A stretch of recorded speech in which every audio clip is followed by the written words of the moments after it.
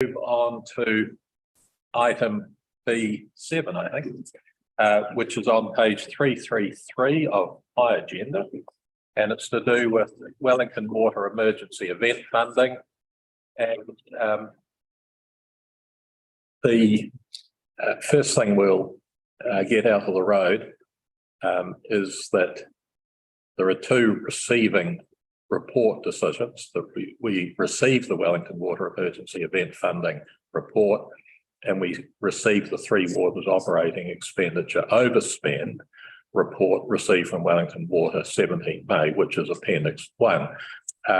So do I have a move? If I do, Councillor Ealams, Councillor Gray, in favour, please say aye. Aye. Thank you. So Councillor Ealams, we'll start with you. Thanks, Chair. Reading through, and I suppose Colin from the Finance Committee's no doubt, and the Finance Committee have already been through this, and no doubt they've asked us to ask the questions. That's why we've got this report to us today. I'm wondering what visibility do councillors in the last triennium have around updating the service level agreement in April 2022, and then also wondering as to whether, as governance around this table, we can have the opportunity to review that service level or just have a look at it, I suppose. Yeah. Right. Following on from that, any other councillor wish to comment? I might invite Councillor Olds as chair of the Finance Committee, where certainly I was first made aware of this issue. Thank you, Your Worship. A paper came to the Finance Committee asking us to endorse overspend from Wellington Water. There were elements within the paper that we were uncomfortable with, and hence the reason that this report has been compiled. I did ask that the report be compiled for a full council meeting, which is today, rather than returning to the Finance Committee, so that all councillors could be abreast of the issue that we actually face. And I wouldn't mind at this stage, if I could, asking Robin if she could, through you, Your Worship, if she could perhaps step up to the table and perhaps give us a bit of a brief on the report. Thank you. Robin, would you like to come and join us?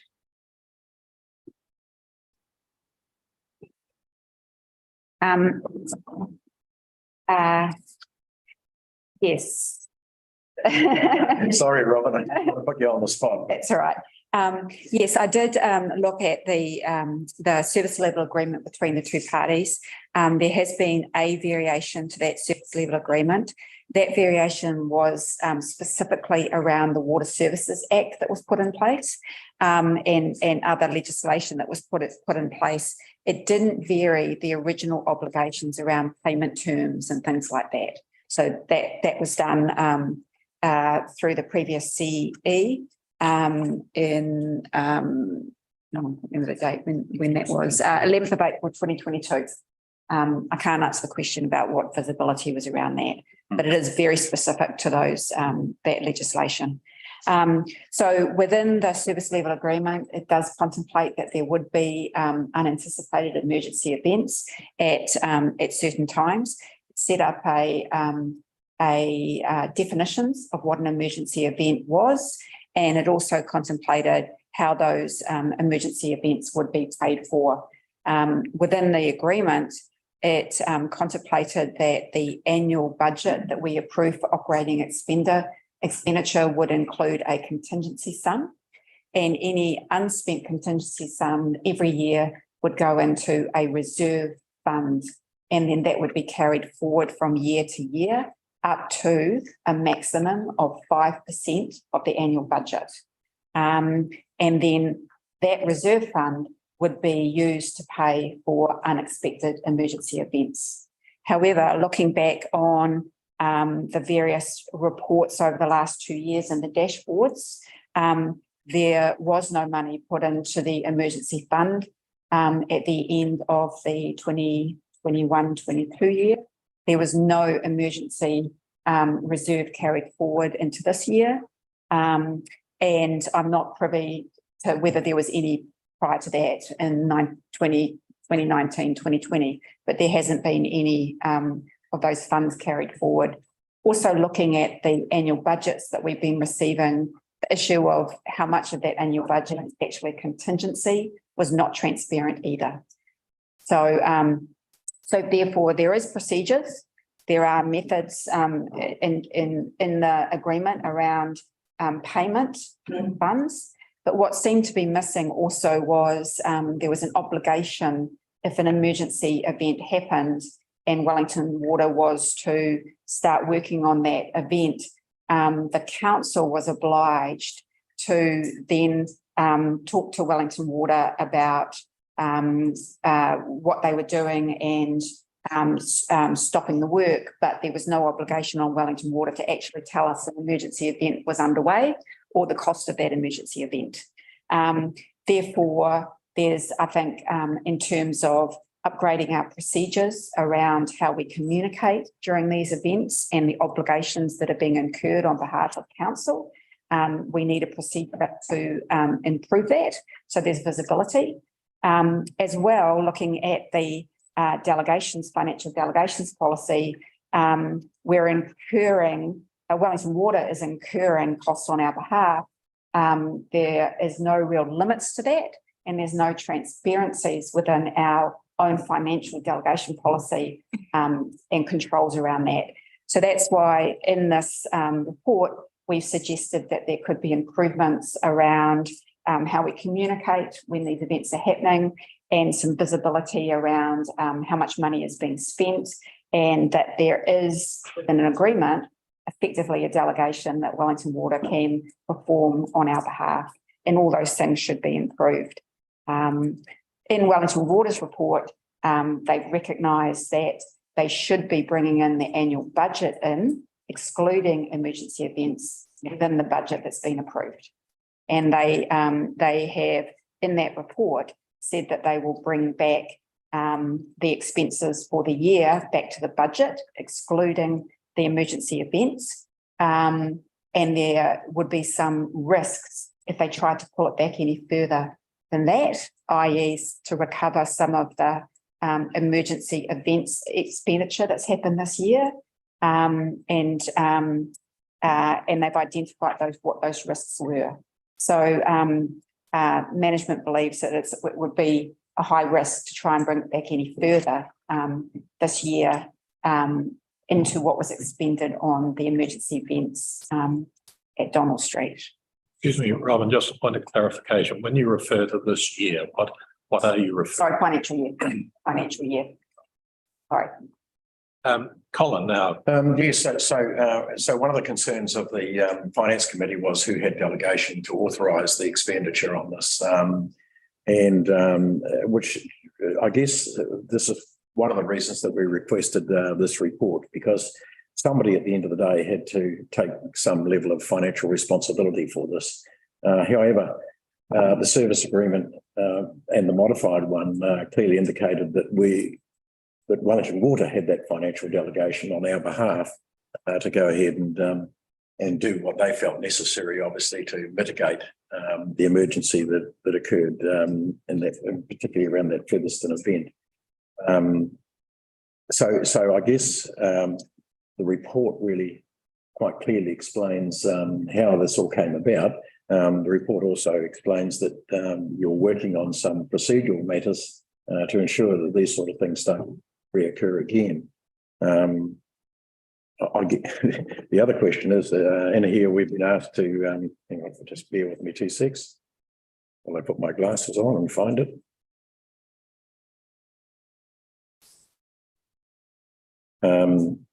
There was a couple of things. One is obviously that we've never put any money aside, and yet you've just said that Wellington Water should have actually been considering that as part of their annual budget anyhow, and putting some money aside for that, but they've chosen not to do that. And we haven't done it specifically from a ratepayer base or from a funding contribution. But we're also being asked to, where am I? I can't even find it here now. You were asking to recommend obviously approval of that funding. Are we not finished? Approve an unexpected events rescue line item included in future approval OPEX budgets for transparency. So that's it. I mean, that money would have been spent, obviously, and we can't approve anything in retrospect of that to a large extent. But it's really, you're just asking us in terms of for transparency purposes to agree that that's an overspend. And Yeah, so I think what I was referring to in that recommendation is that going forward, as we did in the workshops, looking at the recommended budget from Wellington Water this year, we asked them to separate out unexpected emergency events as a separate line item in budgets going forward. So the recommendation is when they present any budgets going forward, we have very clear transparency about funds that have been put or budgets that have been put forward for unexpected events and for contingency. yes, so they have no authority to spend unbudgeted funds, do they? I mean, No, that's correct. it's absolutely right here. So That's correct. other than an emergency like there was the other day here. Yep. Okay. Robin, before you ask Stefan, there's nothing in the lower budget that we went out to consult, and there's nothing in the middle. There's the emergency money is only itemised in the higher level of 7 point, whatever it is. That's right. So they haven't really done what we've asked. But have you, That's all right. Have you finished? Colin? Yeah, no, I saw Stephen with his hand up. He might want a point of clarification or something. Yeah, Stephen. So I just wanted to make sure that your question about what you're approving in terms of costs today is answered properly. And it is a little bit obscure because in the paper, recommendation number 3 says agree and approve the recommendations included in the operating expenditure overspend report. Yep. Now, that does mean you're approving recommendation F in the Wellington Water report, $240,000 worth of overspend. So I just want to make it really clear that that's what's happening so that there's no misunderstanding. This is asking the table to approve $240,000 of unexpected event costs. That's F on Wellington Water's report, is that right? F on Wellington Water, Okay. but it's 3 on the cover paper. Councillor Elam's then Councillor Plummer. Thanks, Mayor Martin. Robin, you said that the emergency reserve fund should be 5% of the budget. Within the service level agreement, there is a definition of a cap. And so if you have leftover contingency funds, they're meant to accumulate year on year to a cap, which is 5% of the budget. That's the definition in the service level agreement. 5% of our budget each year. Of that's the most that you would have, and otherwise it would be returned to you if you had any leftover contingency. It takes some years to accumulate that 5% threshold, though. It wouldn't be done. I don't think we've had an underspend of Wellington Water, certainly since I've been No. on the council. So I think So I'm just wondering as to whether it's for this table at this point in time, or next time we have consultations, we need to start thinking about an emergency reserve fund for water structure. Councillor Plummer. can we just wind the clock back a little bit? And it's probably before your time, Robin. I think it's before most of the staff time. This issue about accountability of Wellington Water and emergency works came up my first year here with the incident down at Lake Ferry with the drip line. Okay, and at that stage, we specifically said that we needed to have prior approval for expenditure of money. Obviously for significant amounts, and I would suggest that 240,000 is a reasonably significant amount. And we were assured that that had all been done. So here we are 3 years later in exactly the same situation again, albeit a different particular emergency, but it's the same principle that we're finding out about after. So how is that explainable when we specifically asked for this to be rectified after all? And there was a lot of papers about the drip line at Lake Ferry. And there were a lot of questions and there was a lot of accountability asked for, and we were assured that it had been done. Oh, yeah, so- Well, I mean, through you, Chair, the SLA that we've signed with Wellington Water states that they are able to respond, and if they incur costs, they're able to claim those costs back from the council.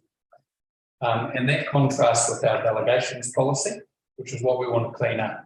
But up until now, Wellington Water is working within its entitlement. Yeah, but you missed my point. That's what they said years ago. Right, and we said, fix this, get it in line, and we were assured that it was in line, weren't we? We had lots of discussions about it because the Lake Ferry incident was so contentious.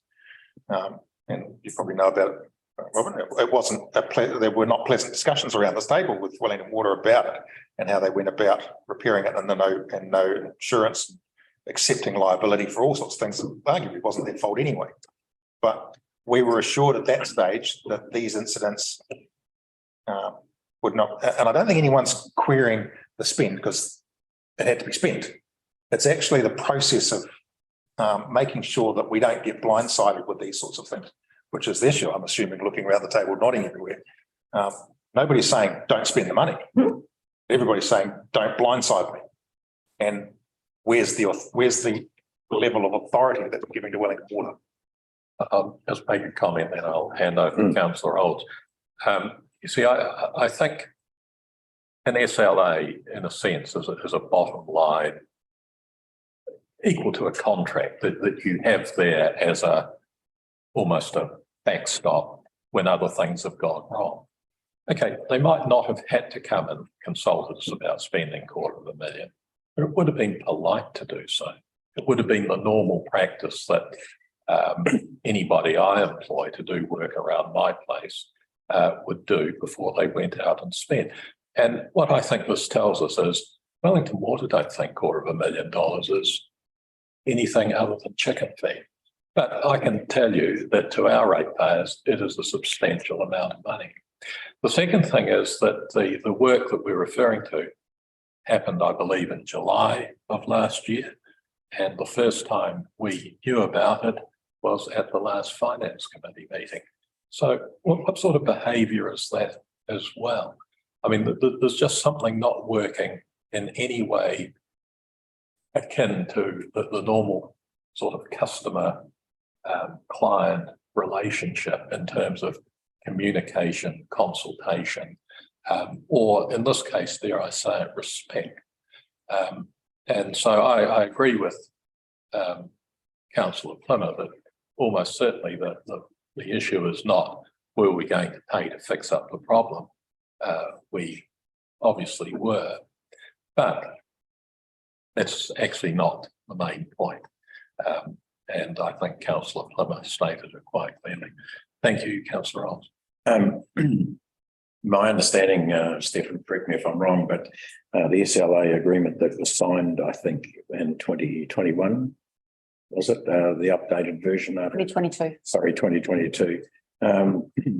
The emergency package that I think that is incorporated in that document is that we are the only minor shareholder, I might add, of Wellington Water that it's actually agreed to that signature or that specification in the SLA. Correct me if I'm wrong, Stefan. The other TAs haven't signed that particular document, or they don't have it included. Sorry, I don't know. Sorry, you do know or don't? I don't know. I don't know if they've signed and amended or something. Oh, I would make one comment that I think Wellington Water gave us advance notice of the fact that they'd spent that money and that was the reason for their overspend as early as November 2022. So it's incorrect to say that they weren't telling us, they were telling us that. Was that on one of their repairs? Regular monthly. Yeah, it's not.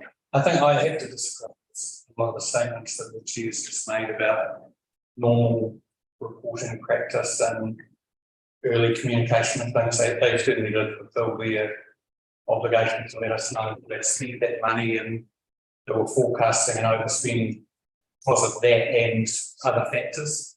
And then we worked with them over, I don't know, 2 or 3 months to try and mitigate the cost overspend and really drill down into areas where they could save money. And then eventually we ended up with this amount, which is smaller than the amount that they had originally forecast, which is primarily around that response to the emergency. So, sorry, correct me if I'm wrong, but are you saying, I mean, they're well within their rights, obviously, with the service level agreement that we currently have with Wellington Water. Is that, that's They're within their rights and they. absolutely, yeah. Notified us that they'd spent that money. But what we're suggesting to the state today is tightening up the process through which they communicate and then it's authorised. But you're also asking us for approval. Yes. For that overspend as well. So this is why I'm drilling down on the detail a little bit, because quite frankly, if there was a service level agreement that was signed in 2022 that incorporated this emergency and gave Wellington Water delegation to spend council's money, which effectively gives them an open checkbook, because there is no accountability. Yes, Councillor, sorry, you're getting a bit confused. No, I'm not getting. The original SLA. Yeah. Just a point of order. It's disrespectful to refer to a councillor as confused. No, I'm happy with that. You carry on. Excuse me, the chair's not happy. Okay. I apologise for saying you were getting confused, Colin. I do get confused. The original SLA gave them that power, we granted them that power. That's correct. So they had that power all the way through. Yep. The SLA that was signed in 2022 just made amendments because of the Water Services Act. It didn't change anything in relation to. Okay, so my apologies, because you're right. The original SLA signed by Paul Crump in 2019 did have that. There was an opportunity in 2022 to amend that, which wasn't taken up, or I don't know if council was even privy to the document itself to see whether or not there were some fishhooks in there, such as this, to make life a little bit difficult for us when we need to find some money. I'm really not sure the purpose of the amendment was. That's fine. Okay. Yeah, that's right. But there was an opportunity, I understand, to look at the document. All right. And if I can just follow on from Councillor Olds' last comments. Councillor Olds might like to comment on the degree of surprise that the Finance Committee experienced when they discovered it. I think it would be fair to say that no councillor there had the slightest inkling of it coming. But you may. I take on board what Stefan says about Wellington Water reporting in their normal fashion. It's not one that sprung out and was highlighted to me as a councillor reading through those reports, and it wasn't until it was highlighted in our finance report that it triggered. Yeah. Anyhow, Councillor Woodcock.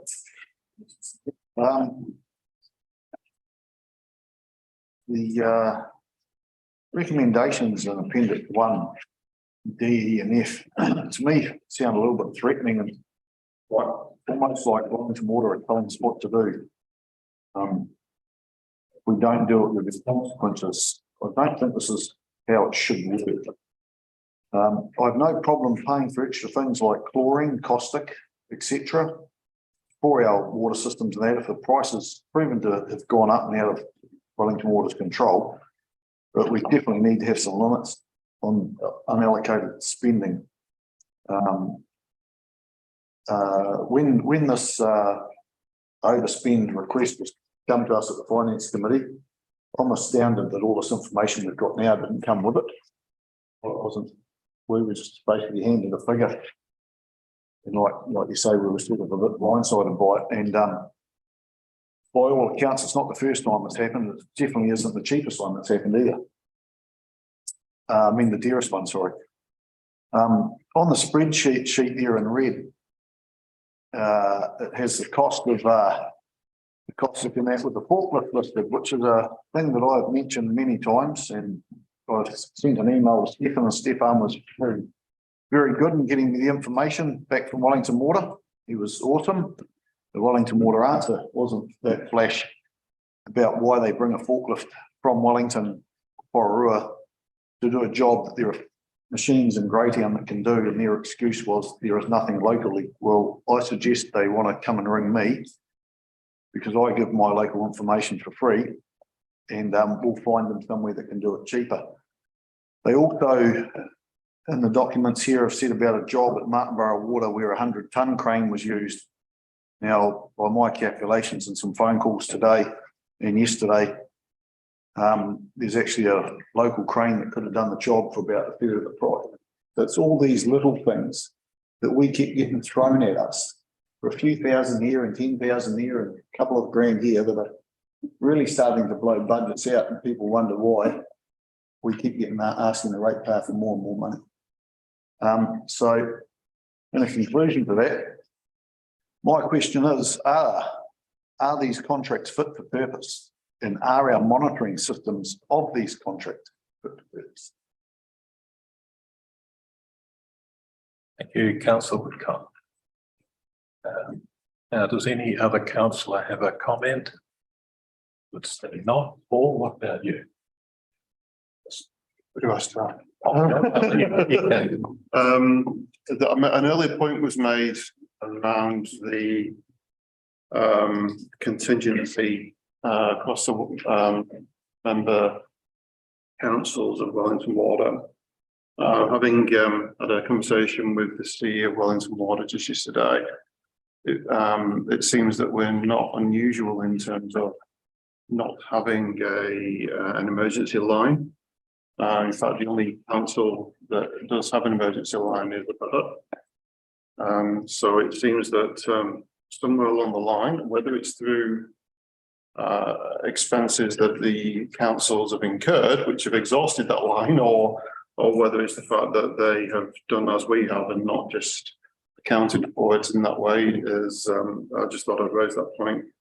I'm really conscious about, as I know all councils are, of system and service improvement, and I think we have an opportunity another opportunity here, as we are doing around the Martinborough wastewater treatment plant, to really focus on how we can do things better and how we can create more governance oversight over the effectiveness of the arrangements, and to provide you as councillors with the surety that you need that these arrangements, these contracts, these agreements are actually being managed effectively by council officers.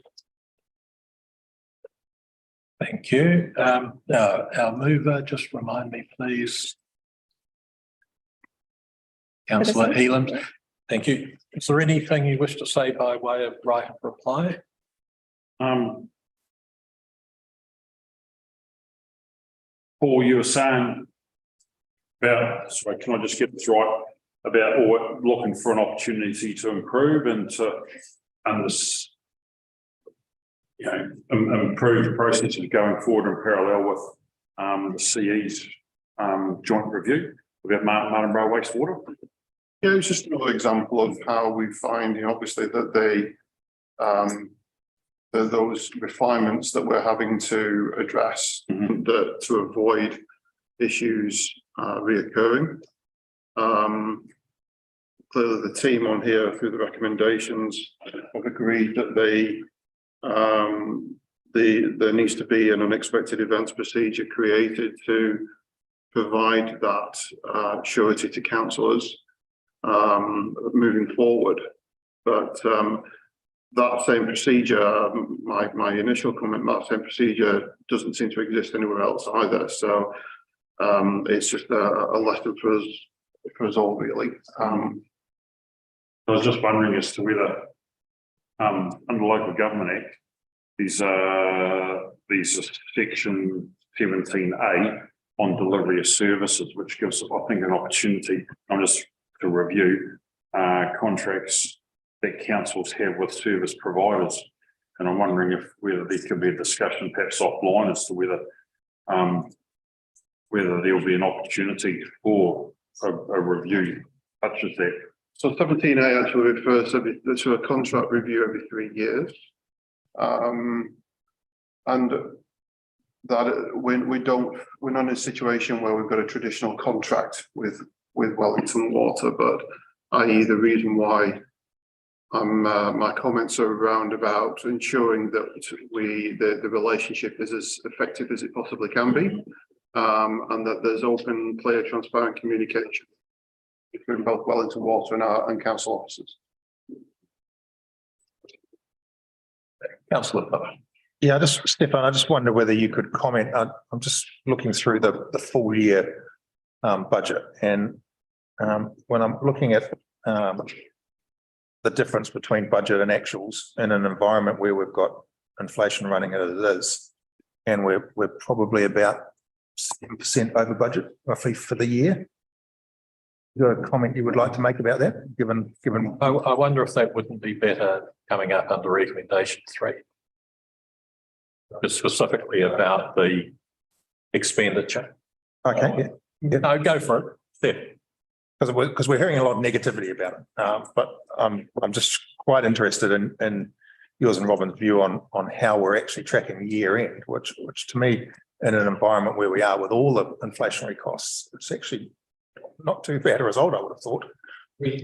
Overall. If your councillor, your question is in regard to the water overall trajectory of the budget. If we hadn't have had the $240,000 to respond to an emergency event, which is not a lot of money to respond to an event of that scale with the number of households that were involved, then the OPEX would have been tracking pretty close to plus or minus expectation.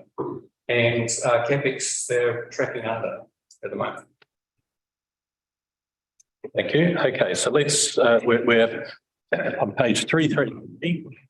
We're looking at recommendations 1 and 2 is to receive Wellington Water Emergency Event Funding, which is on 333, that report, and we're also receiving the report, which is on 339, that's on the Wellington Water letterhead.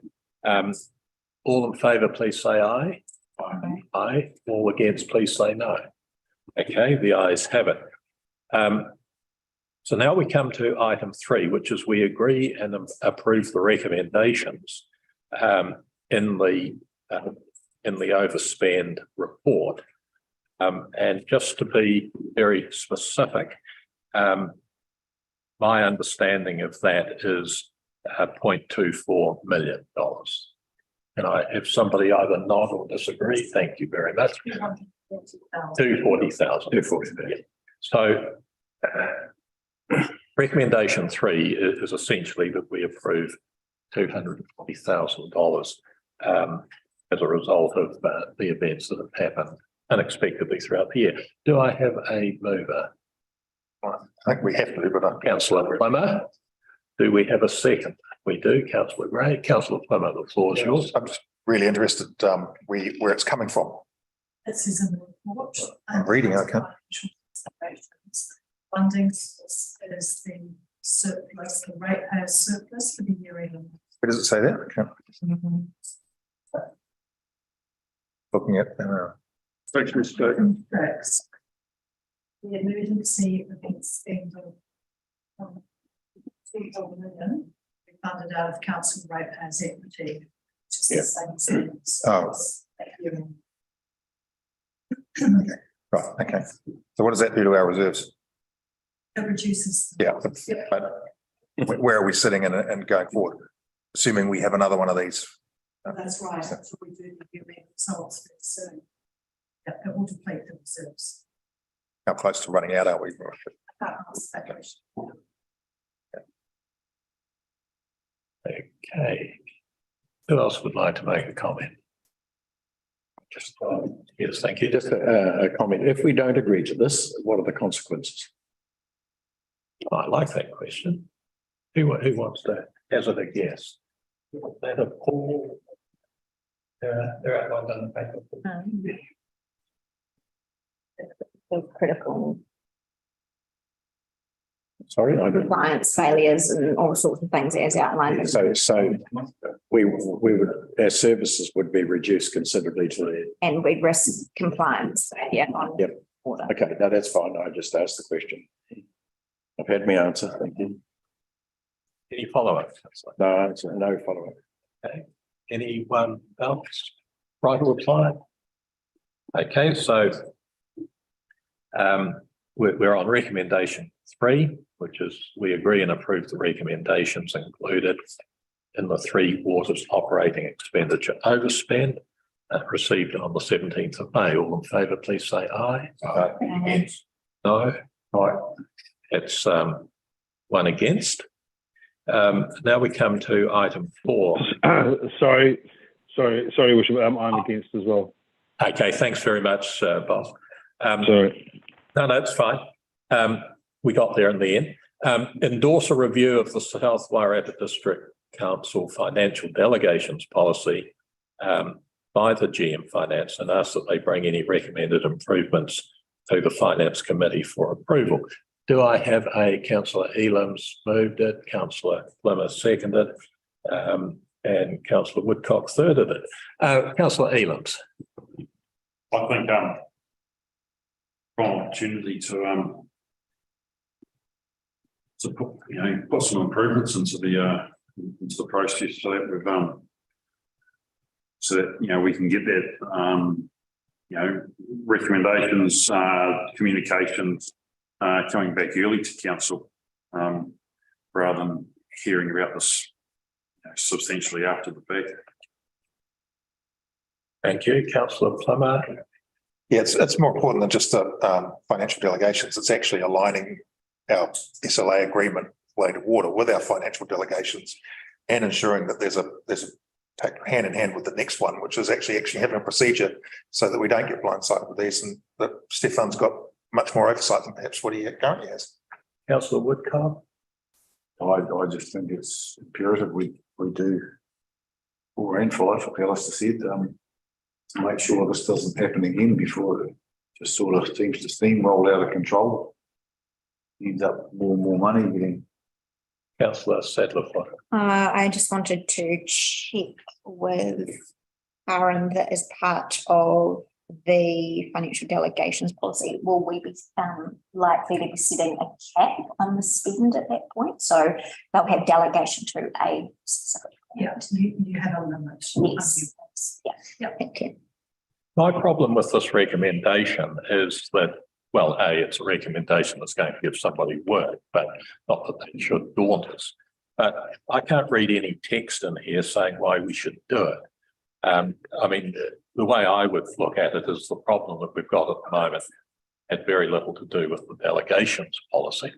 And if it does have a problem with the delegations policy, I can't see it expressed in a simple way in this document. I had expected that what we would be looking at is a recommendation to review the SLA, which does appear to have been a little thorn in our sides. So that's my comments. As I said, that's linking the two together, making sure they're both saying the same thing, because currently they're not. We've got a financial delegations policy which applies to almost everything we do except this. So it's actually making sure that all our procedures are aligned within our financial issue.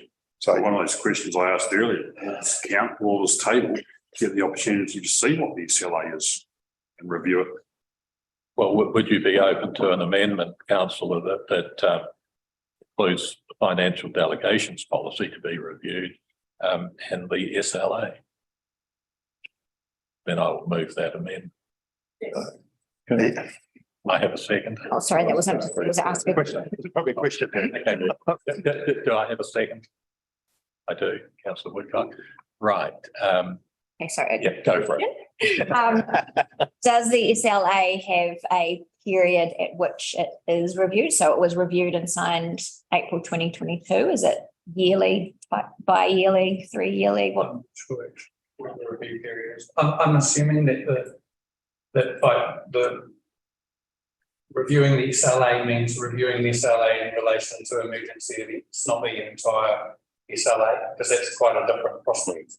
If it's a narrow, if it's a sort of making sure the SLA is operating properly and married to our delegations policy, then that makes a lot of sense.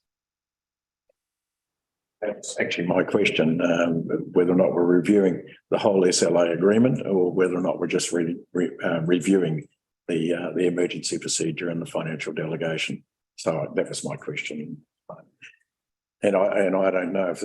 Well, I'm more than happy to amend the amendment to include the relevant sections of the SLA. And sorry, just to clarify, when you say review, is that for councillors' information or with the intent to change or update? I wasn't wanting to change. I was just keen to see what it is, so that as a group here, we understand what the service level agreement is, because obviously the previous table, the previous triennium had no visibility over what the SLA was or said. Could I just make a point? I think it clarifies what we're trying to do here is making sure that our emergency procedures with Wellington Water are aligned to our delegations and our financial delegation. That's what this paper is about. That's what's caused this problem right now, is that the two aren't talking to each other. So perhaps amend it to actually say, let's just make sure the aim is that they're in sync. In exactly the same way as we do with our emergency roading, the delegation we've got for the chief executive, what he can do there, and so on. We've already got delegations that the chief executive can do in regards to water, but all our delegations don't seem to be synced together. And maybe that's what we need to do first, because when we look at the rest of the SLA, they're reporting really well, it's open front and so on and so forth. Whether we're happy with the work is different from the reporting. Councillor. Can I just make a suggestion here, because we're going round and round in circles here a little bit? I think the work that Karen and Robin are doing, obviously while this is being identified, and it may be appropriate. I know that both of you have been conscious about this since it's been brought to our finance committee's attention, and perhaps a report back on best practice moving forward to try and address these issues, and certainly in terms of delegation, in terms of emergency expenditure, and some policies and protocols around that. I think that's an excellent idea, but I wonder if we could just separate it from the immediate issue. Yeah, sorry, yeah. No, that's not. I've gone off. No, that's good. I get confused. No. Just a line of discussion going around the table. Perhaps my request for reviewing the SLA, I'll take that off, and wondering if we can workshop that on one of those strategic sessions that Paul's been talking about. Well, I'm not sure that you can altogether take it off, because I've moved an amendment that it be added. So it's going to be up to the meeting. So we'll just round it up here and come back. I mean, part of the one of the good things about the recommendation as it started was that it is to be reported to the Finance Committee. It sounds to me, from some of the comments that Councillor Plimmer made, is that there was a previous request from Council to investigate the appropriateness of some of these procedures. And the Council just assumed, therefore, reasonably, that it had happened. I think it's always important when we ask for something to be done, that we get a report back and we can see that it has been done, and to the standard that we would like it done too. Now, the question now comes to the issue of does the SLA and the financial policies work well together? And the question was asked, would there be recommendations for change, etc.? Well, that to such a certain extent is up to the reviewers. And without trying to second guess what it is they discover, it could well be that they either think a change to the delegations is in order, or a change to the SLA, or both. And I would like to have a good, wide open opportunity for them to feel unconstrained to address those points. So can I just ask you to read the amendment, please, Amy? And also a review of the SWDC financial delegations policy and the service level agreement by the GM Finance, and ask that they bring any recommended improvements to the Finance Committee for approval. Right. So all in favour, please say aye. Aye. Against? It's carried. So that now becomes the full recommendation.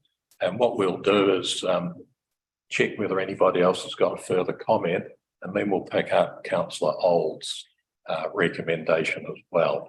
So Is that removing 4 and 5 and putting 4 and No, 5 together effectively? no, not necessarily. We'll come to 5 after we've heard from councillor Old. So we're now dealing with the amended recommendation 4. All in favour, please say aye. Aye. Can you read it out again? Yep. Endorse a review of the SWDC financial delegations policy and the service level agreement by the GM Finance and ask that they bring any recommended improvements to the Finance Committee for approval. So all in favour, please say aye. Aye. Against? Okay, that's carried. Now, councillor Old, you had. Yeah, no, I'm comfortable with. You're okay? Absolutely. Yep, that's fair. Change your mind, let me know. I will. Okay, thank you. Won't be confused. Right, so now we come to recommendation 5, which is direct the GM Partnerships and Operations to create an unexpected events procedure that incorporates communications controls of any expenditure under an unexpected emergency event scenario in the future. Who would like to move that? I'm happy to move that. Councillor Olds, a seconder. Thank you. Councillor Sadler-Footer. Any comments?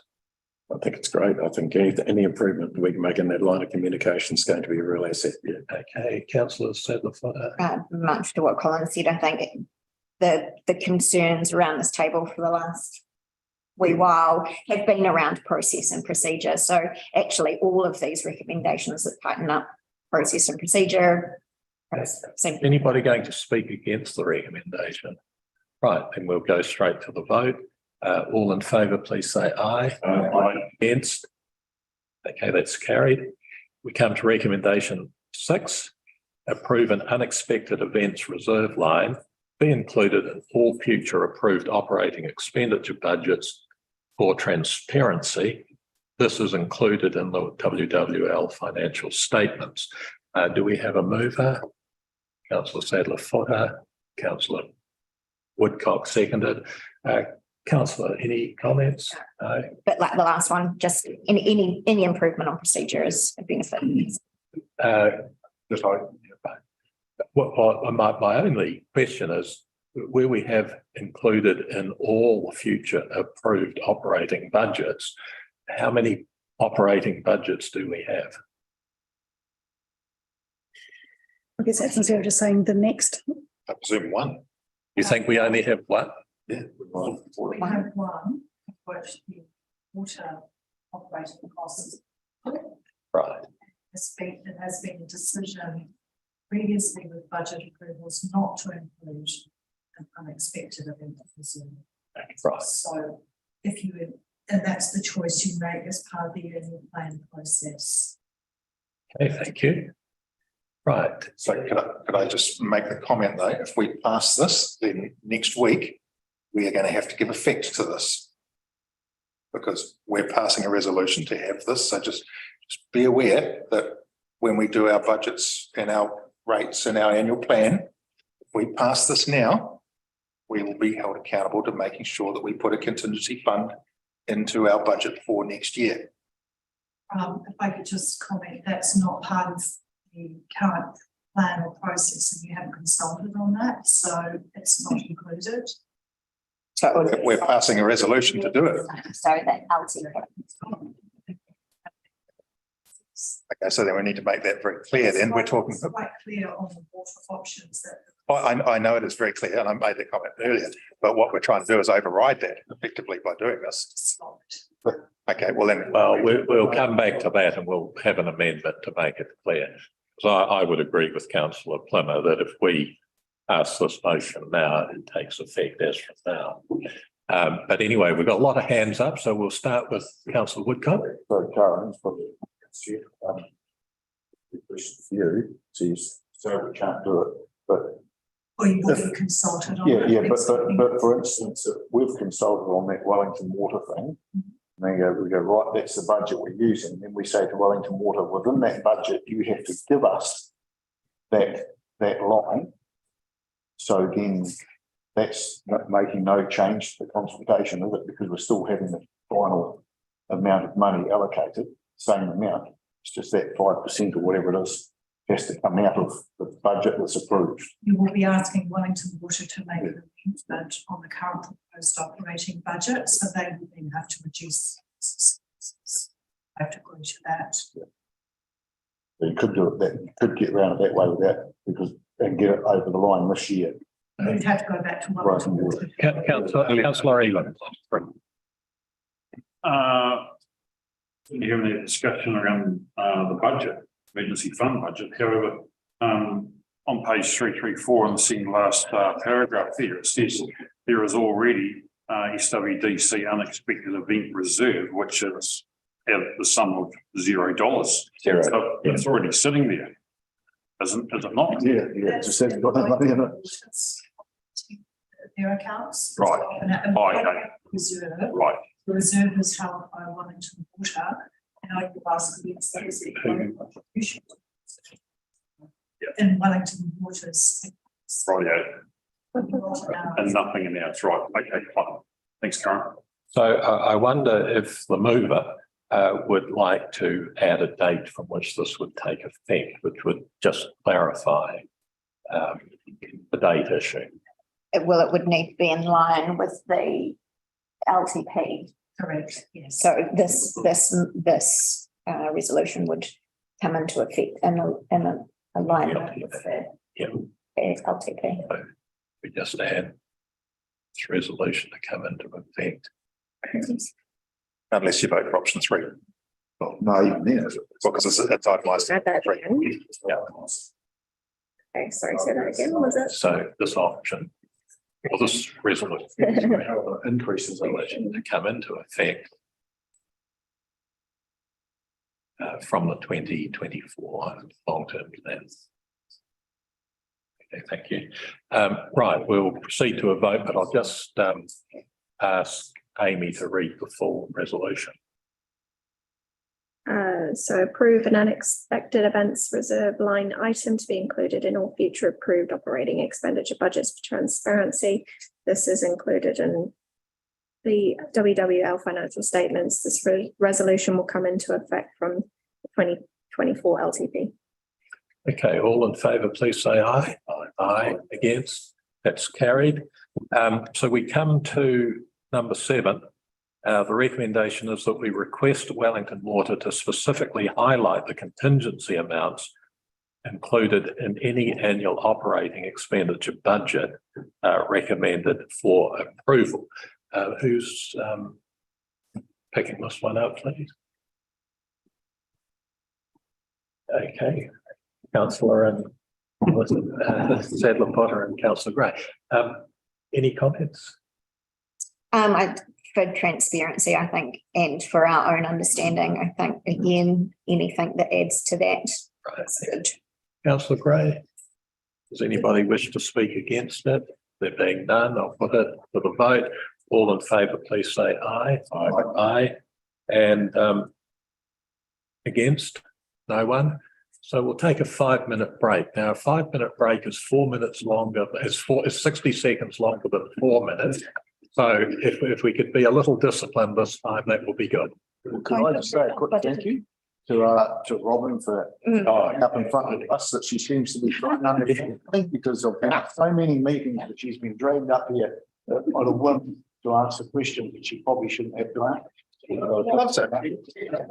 Look at her. So I gather she does get danger pay. Right, the clock's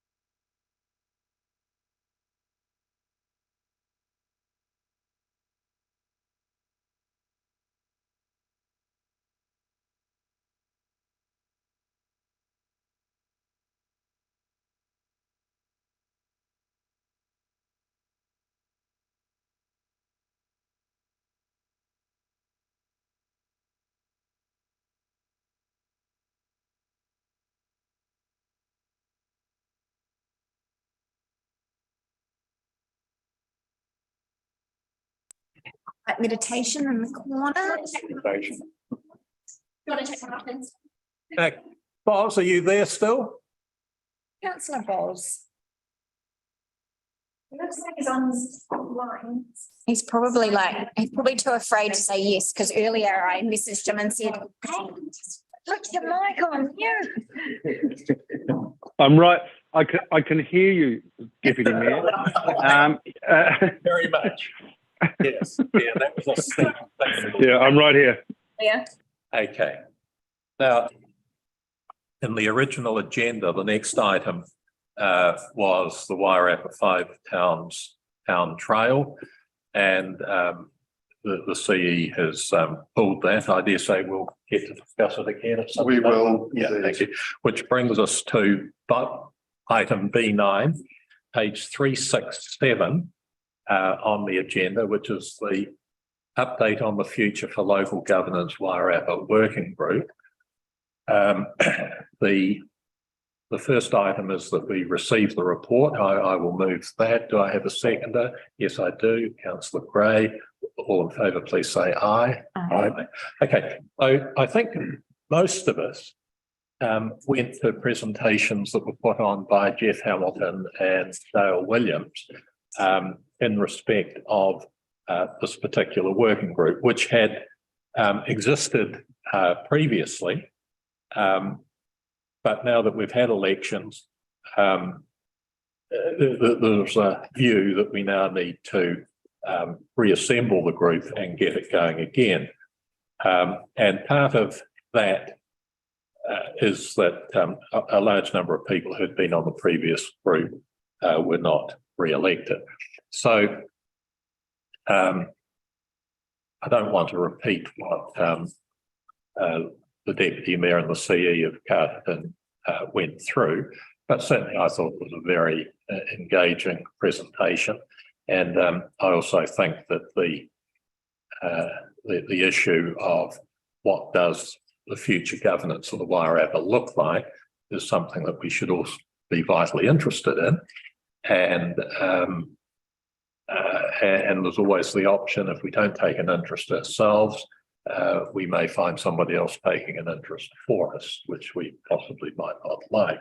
In the original report, it suggested that we would appoint Deputy Mayor Dale Williams and Councillor Robin Cherry Campbell. I suspect that's a cut and paste error. And when the time comes, I will suggest that we fill those gaps with our Deputy Mayor and Councillor Bosley. So at the moment we're discussing the report. Does anybody wish to comment? None? Okay. All in favour of receiving the report, please say yes. Thank you. Okay, so the next one is that we appoint Deputy Mayor Melissa Sadler-Footer and Councillor Bosley to the working group. Do I have a seconder? I do. Thank you, Councillor Plimmer. I won't add much more, except to say that I believe that all three councils have appointed their deputy mayors to be one of the two representatives. So I think that's an excellent idea. I was very keen that we made sure that we appointed as youthful a councillor as we possibly could, because after all, the future is for the coming group of people, not some of those who get confused by 2 o'clock in the afternoon. So that was my thinking there. Does anybody wish to? Can I yes, make a comment that you actually have a standby person or a third person that's appointed basically in case one of either the deputy mayor or Boz is not available. Excellent At idea. this meeting, and I think that would be really. And are you? I'm not volunteering me. I'm talking about. Who would you nominate? Probably Rebecca, perhaps. Is Rebecca amenable? Okay. Now, Councillor Bosley, any comments or thoughts? Oh, just thank you for describing me as youthful. You're most welcome. You describing God, Paul's youth. Well, I mean, I assume it was me you were referring to, and not probably the mayor. Yeah. No, I'm all good. Thank you. We'll never know, you know. There are two categories of people in the room, councillor. There's the youthful ones and the confused. So we can all decide which category we belong to. Okay, so Right, did thank I you. have a seconder for that? Yes, councillor Plymouth, thank you. All in favour of those appointments, please say aye. Aye. And then we need to just put on an added recommendation that we nominate, or we appoint, sorry, councillor Gray as a substitute, should either of them be away. Councillor Old seconds that. Any comments? Then we'll put that to the vote. All in favour, please say aye. Aye. Thank you, councillor Gray, councillor Sadler-Footer and councillor Mosley. Now, we then come to two noting recommendations. The first one notes that the working group will seek to include representatives from both Wairarapa iwi, and the fourth one notes that the group will aim to deliver a final recommendation for inclusion in our next LTP consultation. Now, so we'll take both noting recommendations together. Do we have a mover? We do. Councillor Gray, a seconder. Councillor Olds, would you like to speak? I don't really have an awful lot to say. I think it's a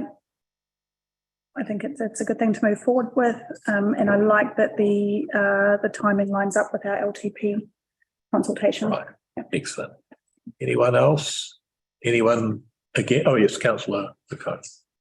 Just on note 3, I'm not that happy with them being joined together because I'm against that, for the fact that I know not all Māori actually specify themselves with the iwi, and a lot of them technically don't like the iwi and don't want them representing them. And I also am dead against any form of anybody being represented separately without a overall view.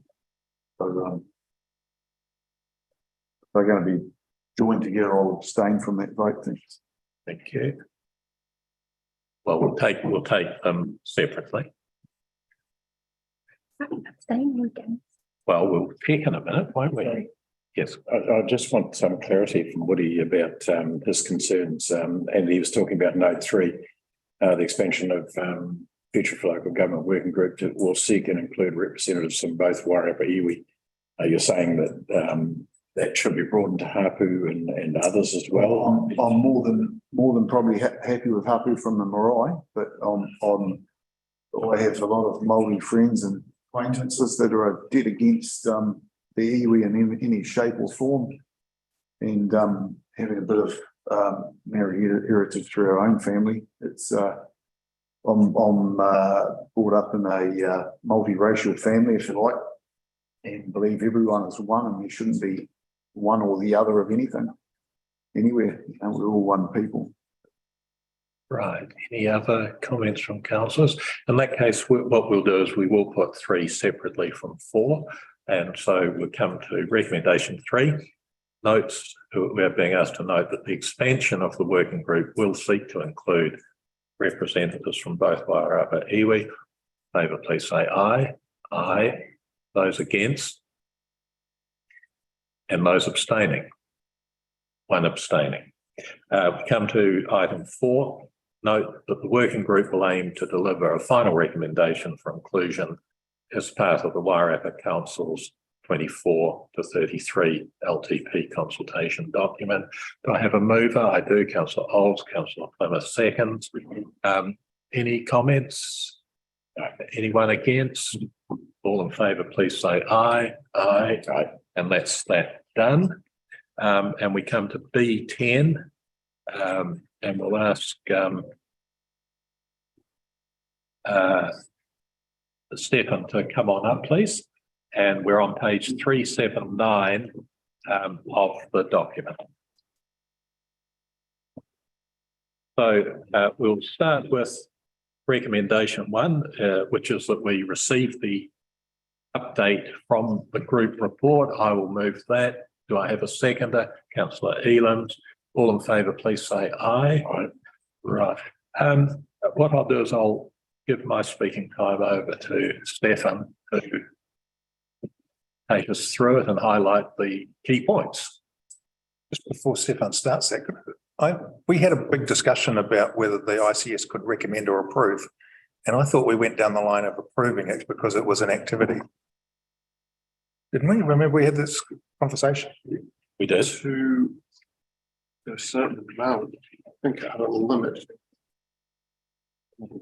Laws. Clarify with me, I think that is this recommendation to council, and that's No, I thought it was in our delegated authority to approve this thing because it's to take it to the next stage. I thought we had to. Sorry, how much is it? There was no dollar value on it, but it was an activity. It was an activity that we could approve. You have a limit that you can approve up to. Yeah, that's what I can't remember what that's from, 400,000. I thought something like 100,000 mentioned at some stage about Okay, well, we could proceed anyway, but if we could just clarify our terms of reference for that committee, because the whole idea of that is to deal with it there, not to have to bring it here. Okay, thank you. Okay, back to you. Thank you, Chair. Sorry, just to confirm, the conversation as the conversation stay around, particularly Hinakura, or are we considering again the Partnerships and Operations Group report in its entirety? So at this stage, we're just discussing recommendation 1, which is to receive the report. So that gives members an opportunity to discuss any aspect of it. I think before we come to the particular recommendation. I see. Oh, thank you. So I guess in the round, the things that we concentrated on in the Infrastructure and Community Services Committee were early warning of the inflow and infiltration issue that we're experiencing with the Featherston wastewater treatment plant. And there's a series of bullet points in the report that deal with that. That was just really early information for you, so you understand exactly what's happening with the consent project, and that we've paused the consent while we work with GHD on assessing the inflow and infiltration issue. So it's about the assumptions that we're using in relation to the Featherston plant. That was one. It was just important to get that information on the table early on. The second thing we dealt with was the preferred option for the Hinakura Road, where we were looking for guidance, and we received some good information on a preferred option. And then the rest of it was really updates, I think, which I'm assuming, I'll sort of take the document as read. Okay. If that's okay, but happy to answer any questions. Yeah. What I'll do is I'll start by inviting Councillor Elams to comment on recommendation 3, because I certainly thought that we had provided guidance, but. Yeah, so, sorry, forgive me. You are. You can take my spot, Paul. Yeah, we're supposed to be on 377. So 377 is the cover report, and the Partnerships and Operations report is the appendices to that report. Oh, have I jumped the gun a little? So that's the main. Right, okay. Right, my apologies. So it won't matter. So we'll be moving to receive the recommendations from the Infrastructure and Community Services Committee report, and therefore we'll just use the same mover and seconder as we had. And then we have the recommendation, which is the substantive issue. And Councillor Elams, I assume you will move the motion? I will move the motion. And a seconder would be Councillor Sadler-Footer. And so the motion we're about to vote on is would be that we agree with the recommendation from the ICS committee. Councillor. Thank you, Mayor Martin. We discussed this at length last week in our committee meeting. We had two members of the Hinakura community come with us. We'd also had the information which had been gathered in the survey from the Hinakura residents as to which option was their preferred route going forward. We heard from Stefan and Tim and the team, as well as we had two members from WSP online answer questions that committee members had as well. I also appreciate the fact that we had Colin present, while not a member of the infrastructure committee. I felt that it was valid to have as many councillors around the table for that discussion as possible, so that we could make a decision at the committee and then not have to really relitigate at this in this setting. So yeah, I was appreciated all that input from Stefan, from staff, from Stefan and his team, WSP, the Hinakura community plus councillors to come to that conclusion last week. Thanks. Councillor. I concur with Aidan. This has been well discussed and seems like just a final step to approve it here. And I think it would be fair to say that the local residents were reasonably well aligned on what it was that they wanted. And one of the things they wanted was rapidity, I think, is needed. So that's good. Any other councillor wish to raise a comment? Okay, Councillor Whitmore. Yeah, I'd just like to reiterate what you just said. Let's just get this job done. That's what they want and what they need out here.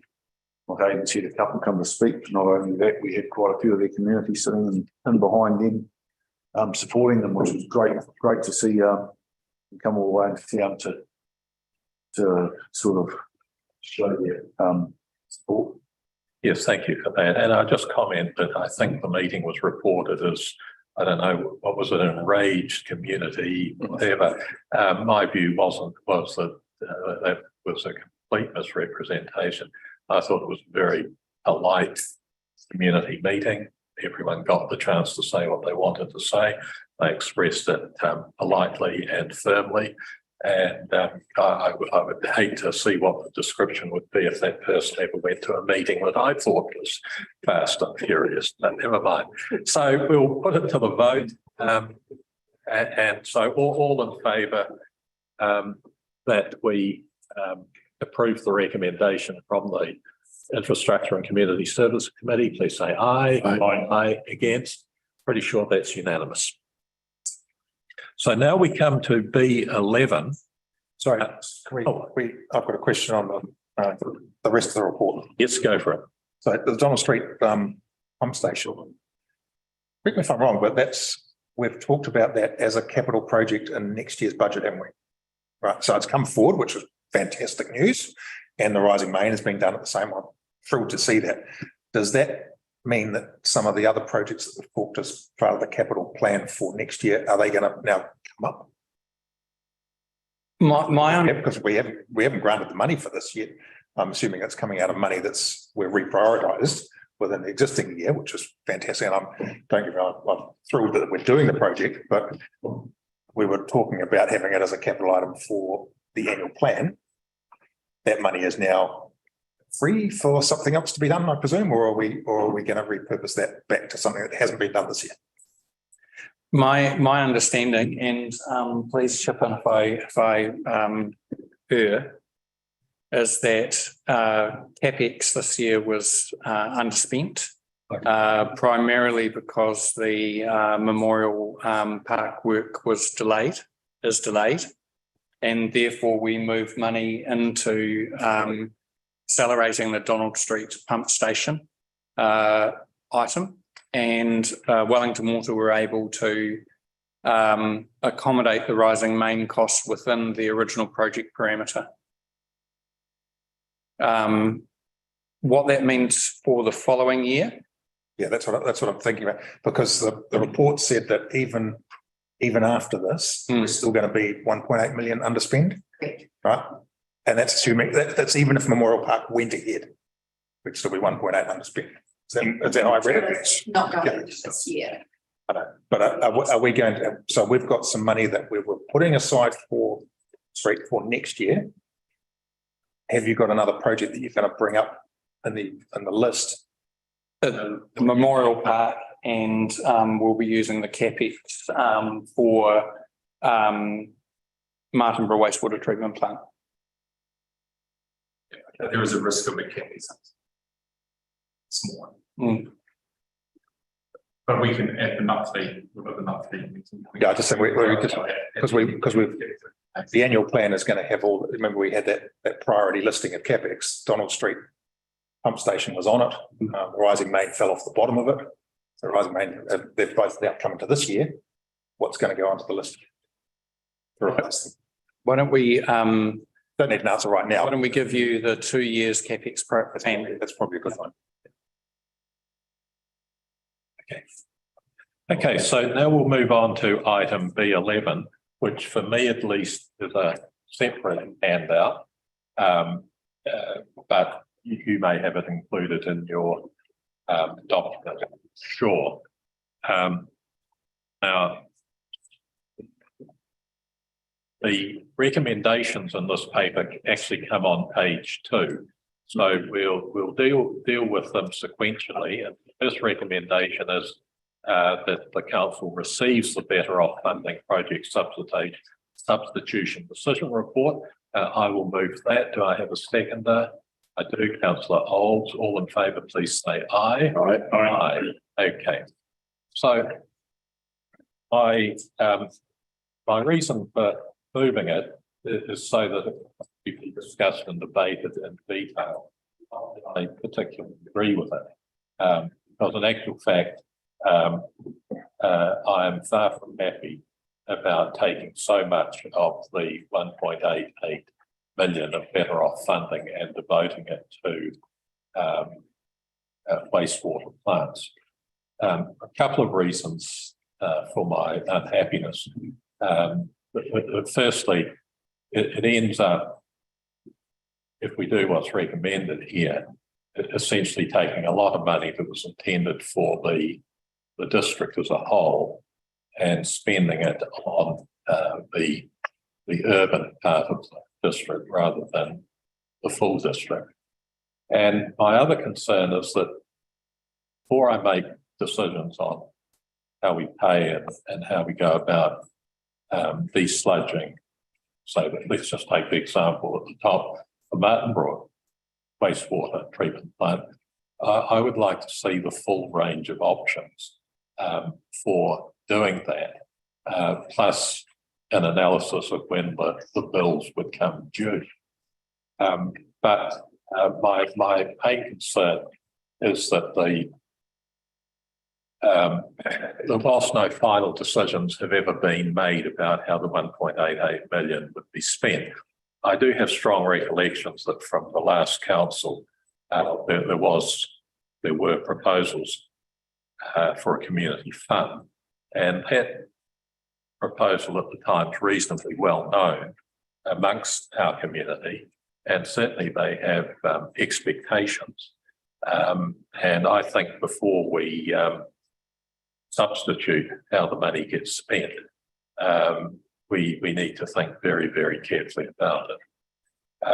So would my seconder like to make any observations? Okay, we'll open it up then. Well, I might as well drive in boots and all. So most of you were at the ICF meeting and heard what I said the other day. So that's public record. I don't intend to go over it again, but I do want to raise a couple of things. And I agree with what you've said. This money was set aside for something for the community as a whole. It certainly was not in any of the documents from DIA set aside to fix something that should have been budgeted over many, many years.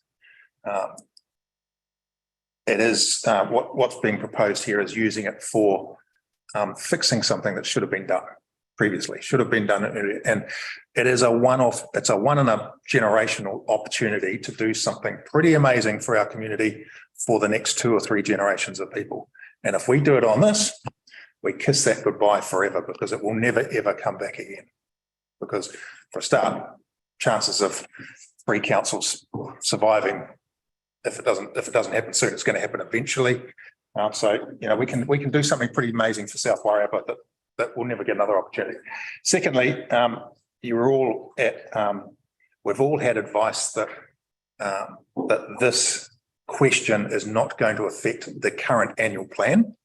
So it's not going to be an issue of going into this year's budget, because we haven't consulted on it. So if we do it now, we're not going to have a balanced budget anyway. And we've been given advice, as you all know, that you can have an unbudgeted, an unbalanced budget for a specific item. This is not an ongoing operational thing that we put it into the kitty and it's going to help fix pipes or bursts or whatever. This is a one activity that will last. We won't have to do this activity for between 7 and 10 years again. So it's not an everyday occurrence. So when you look at the cost, $359,000 of OPEX, $35,000 a year over 10 years. Well, that's an accounting error almost in our budget. I'm sorry to say, it sounds flippant, but it actually is. You know, it's within. You know, we've just approved an unbudgeted expense of $250,000, just like that. And I'm sorry, $39,000 each year for the next 9 or 10 years is hardly something that we should be saying, sorry, community, we're not going to do something magical for you. We're going to take poo out of the sewage pot. It's just fundamentally wrong to waste the money doing that when we have not examined all the options that we can look at going forward. And I think if we make a decision on this today, we're going to miss an opportunity, which I know I will regret probably for the rest of my life.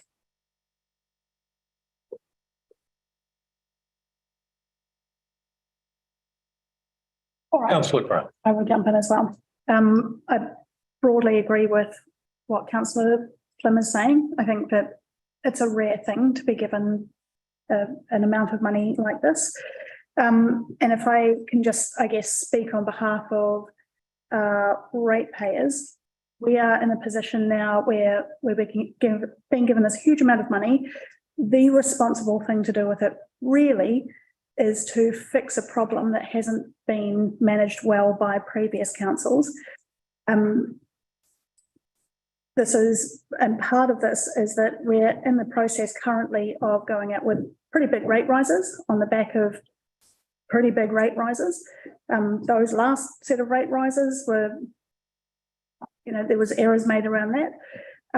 I think that being in the situation that we are, where we're being given this once in a generation pile of money to do something spectacular and not being able to do that is, yeah, I think evidence that the council hasn't met its obligations to its ratepayers past. So that's my 2 cents. Yeah.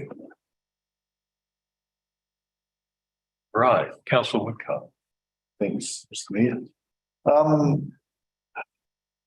I'm still, I can't see how we can delegate such amount of money just to the urban ratepayer, and we have a lakeside as well. Last week's ICS meeting, I asked the council to be presented today with figures of rates charges we would fund the desludging through rates. Still waiting for these figures. I know Karen said she'll be struggling to get them in time for the meeting, but it would be interesting, very helpful to see what it was costing the urban ratepayers every quarter or whatever, every year for funding it through rates. There's a lot of figures in this report, Stefan. You might be able to answer some questions here for me. On the table here, what is the difference between geobag and centrifugal?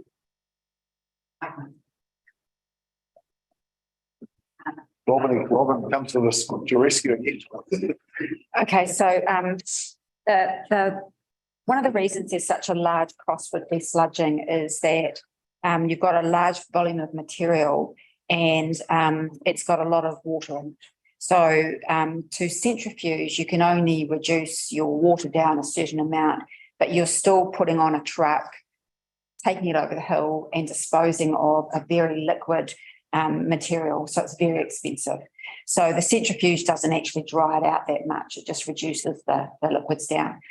The geobag, what you're doing is you're doing a centrifuge, you're putting it in a geobag, it sits at the side and evaporates. Yep.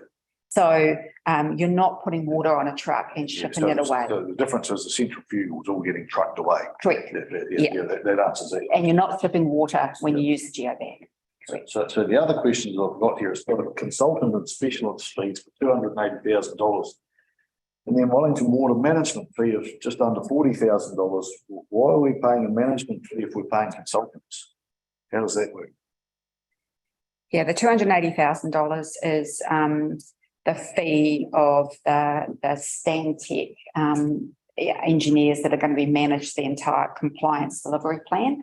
The Wellington Water's fee, and I'll actually defer perhaps to the Wellington Water representative, they've advised us for projects like this that they assess the fee, and I'll defer to Charles for that. Yeah, so that's the fee that will be incurred by Wellington Water to supervise the overarching program.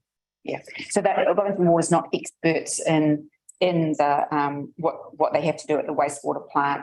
They brought Stantec in to do that, and that's the piece there. $280,000 just seems a lot for a consultant to oversee a job. Anyway, the other questions are a great $100,000 for a growth study, which I take it's from consultants as well.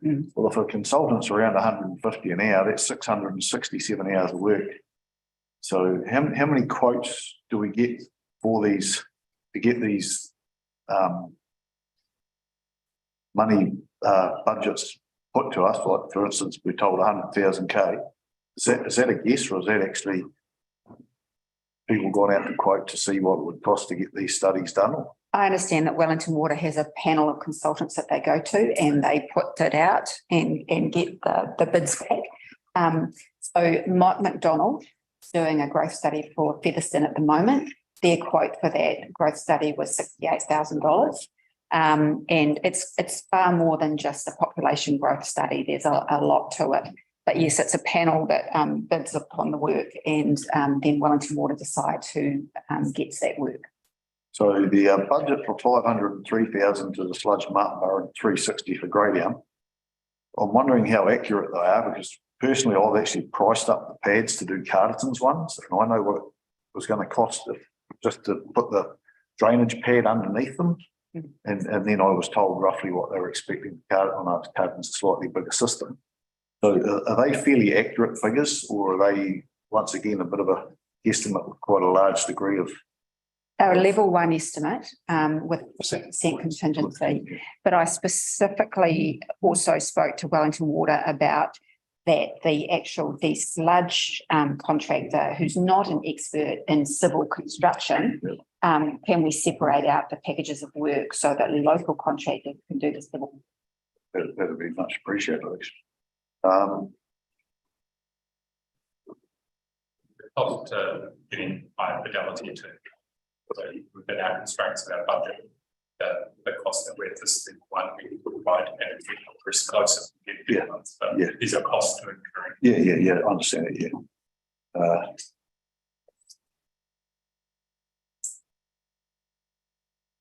That'll probably do for now. Yeah, thanks for that. Cheers. Thanks, Rob. Yeah, but there was a sludge survey done in 2021, and so they assessed the tonnes of sludge at that time, and then they have increased that by roughly 10% for the estimates that they've put together. Cool. Appreciate it. Councillor Evans. Thanks, Mayor Martin. On page 5, it's got a total OPEX and CapEx requirement. These OPEX costs. CapEx costs. Can you? I mean, I'd like probably need to understand why these OPEX costs for desludging Martinborough, OPEX costs for desludging for Martinborough compliance plan OPEX desludging gradient in these capex. Desludging Martin Road, desludging gradient, etc. So I just want to understand, are they costs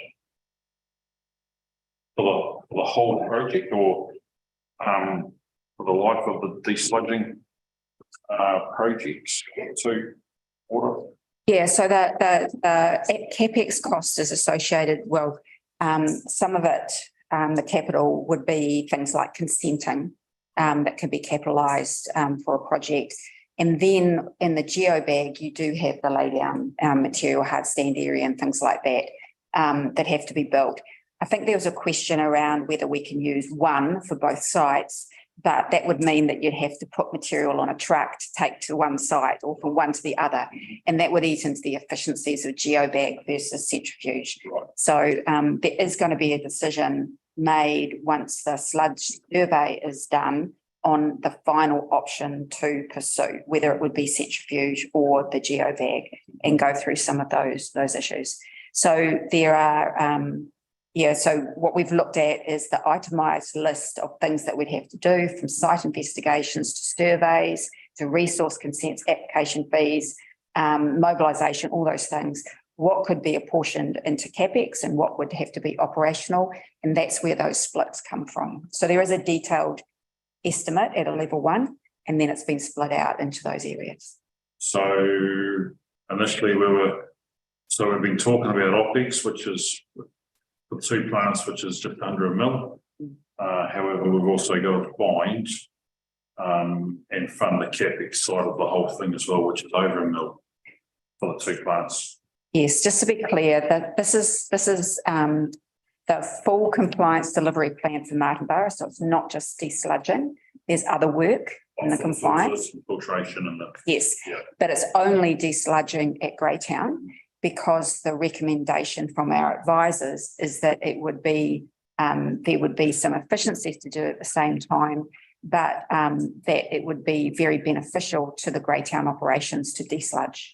And Stantec has agreed that it would be efficient to do them both at the same time. But it's not a full compliance plan for Greytown, it's just desludging. And we've got less pressure on the capital side because we've got carryover from this year's capital, which is helping us service that capital amount. The pressure is on the OPEX side. Thanks. Councillor Sadler. I don't think I've made any secret of the level of excitement that I held for the potential of the Better Off funding in its original form. However, the situation has changed. We find ourselves in a position where we need almost $1 million of OPEX funding that we were not aware of previously. And I think it's, you can argue quite easily that our community will be better off and that their well-being would be taken care of by using a portion of that fund on the basic necessities of having a good operating wastewater treatment plant, both for day-to-day use and for the ability for growth in Martin Borough, particularly at this point. That said, I do understand the argument that by using a portion of this funding on wastewater, then that benefit to that is particularly for the urban. So I would like to think that should this funding be used for the purpose suggested in the paper, that we consider ring fencing the remaining budget for projects specific to our rural communities, whether that's projects as yet unnamed or if it's updating our rural halls, amenities and facilities.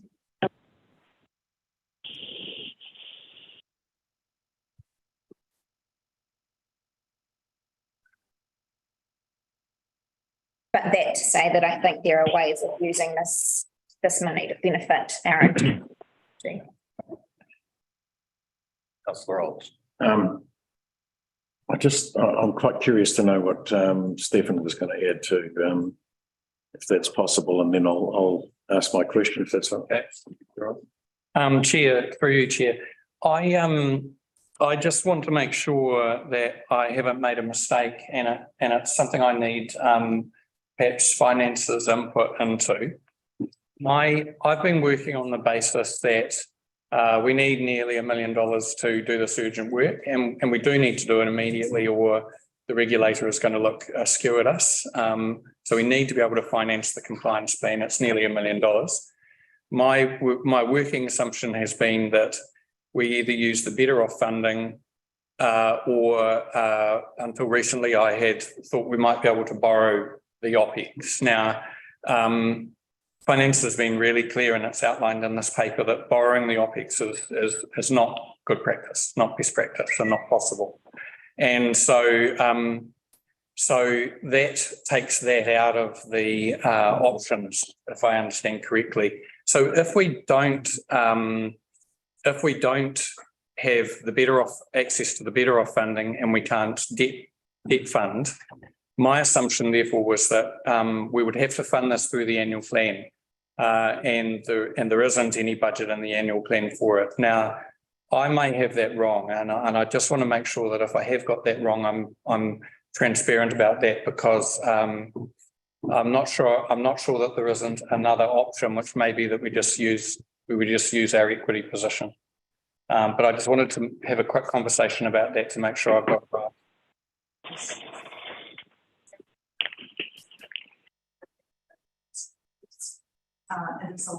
I'm not, is anybody, yeah, sorry, at some point, can I speak as well? Yes, of course. Karen, if you could come up to the table and be willing to speak loudly, please.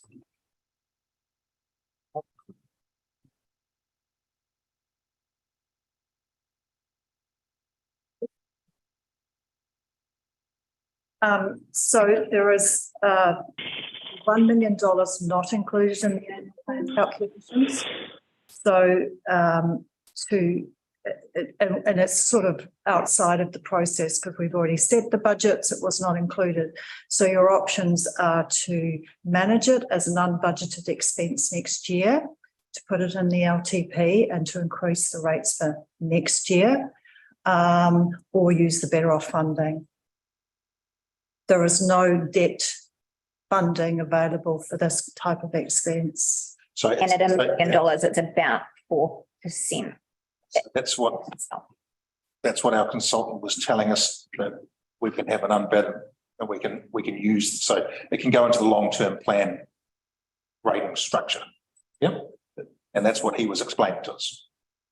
Now we're going to come back to Councillor Olds, whose speaking rights were interrupted. That's quite all right, no trouble at all. Melissa made comment about the use of Better Off funding, a very practical solution to some extent. No matter what we do, at the end of the day, where we decide or where we land, is that ultimately we have a regulator, for instance, who's not happy about our current wastewater treatment plant at Martinborough, and we've obviously got a looming problem in Greytown. So that cost that has to be paid for from somewhere.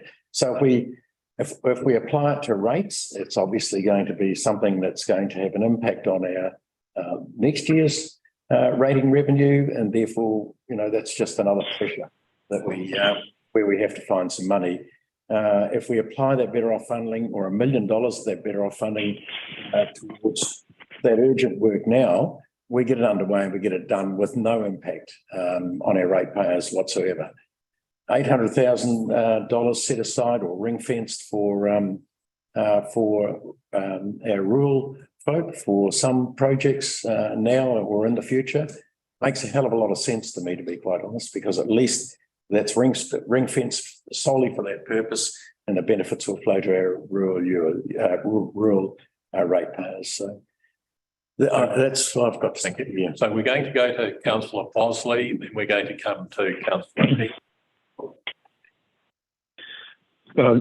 Thanks, Your Worship. And Rebecca used an analogy last week, which she said it's kind of like being given money for your birthday present, and then having to find out you've got to pay your rent because you haven't budgeted for it.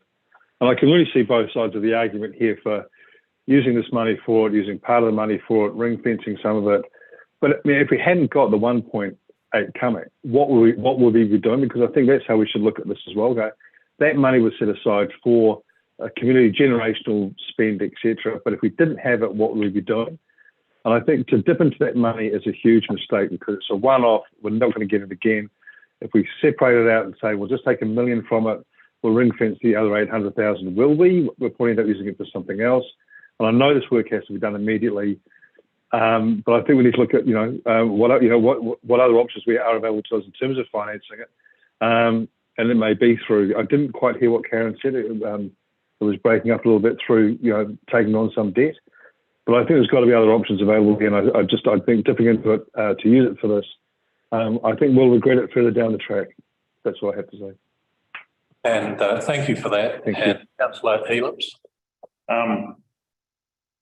Listening to all the discussion around the table, I'd like to move that, Melissa and Colin's suggestion that we use $1 million for the Martinborough and the Gradium wastewater plant. We ring fence the 800K funding for other activities in rural Scotland.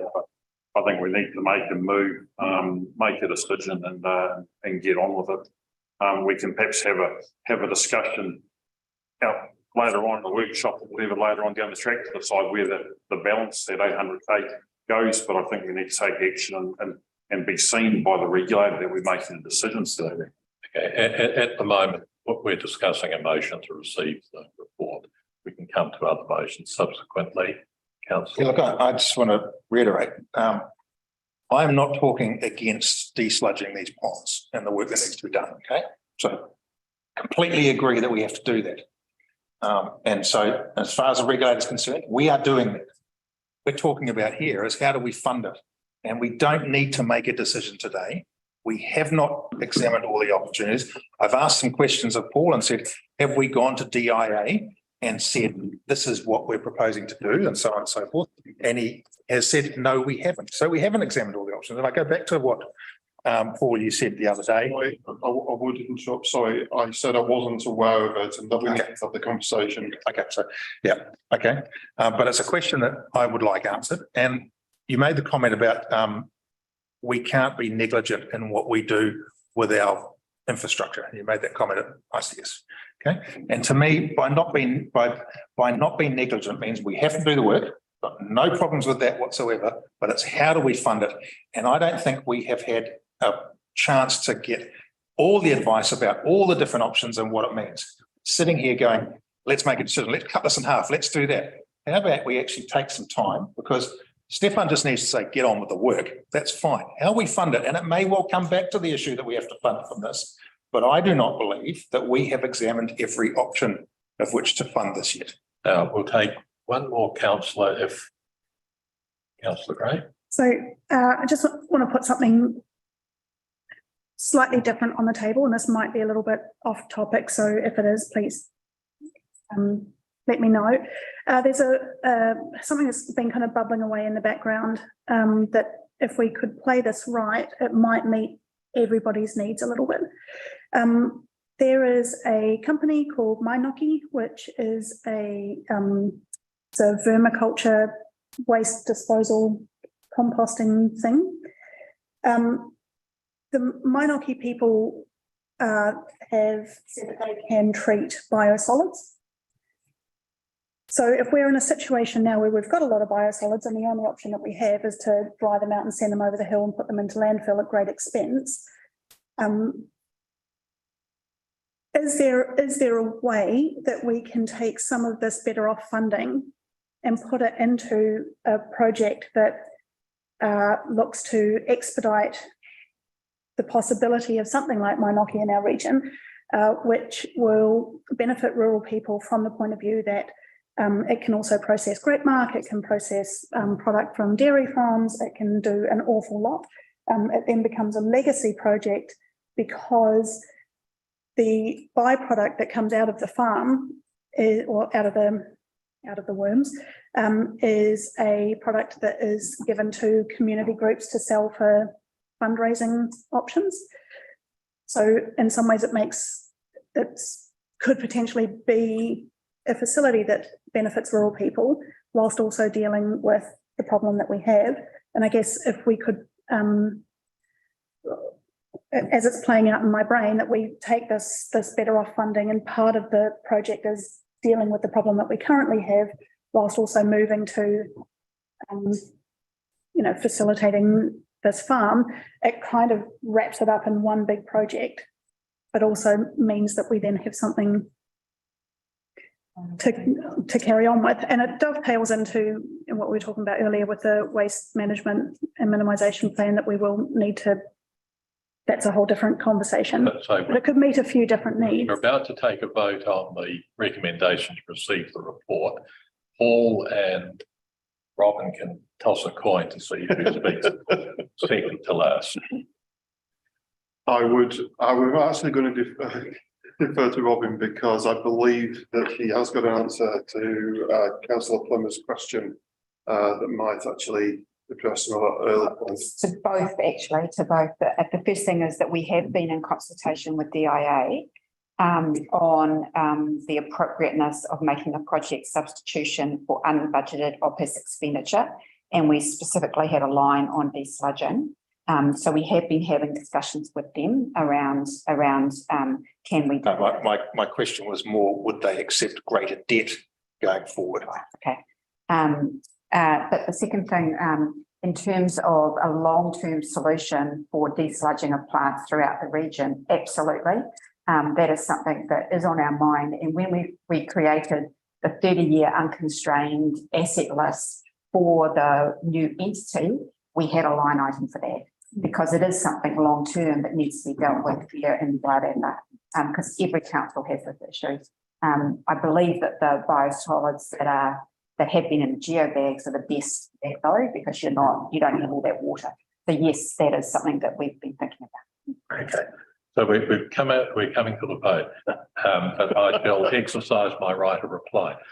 Councillor Bosley's point of what would we be thinking if this 1.8 million had never existed seems to me to be something that we should put more of our mind to, because one of the options that DIA have when we go and say, can we spend your money on desludging, is that they come back and say no. And therefore we're potentially still going to have the problem of how do we fund it. And I pick up Councillor Plummer's points, but I don't think I'm reading in front of me a full set of options, costs, etc. And therefore I'm most unlikely to be wanting to vote for option 2. But anyway, we come to the current recommendation, and there may be more coming, but anyway, that we receive the better off funding project substitution. All in favour, please say aye. Aye. Aye. Against? Okay, so now we come to recommendation 2, which is that we approve the preparation and submission of a substitute program request to the DIA better off funding agreement, comprising A, B, C, D and E. Who wants to move that, please? Councillor Old, seconders, and Councillor E. Go for it, Councillor Old.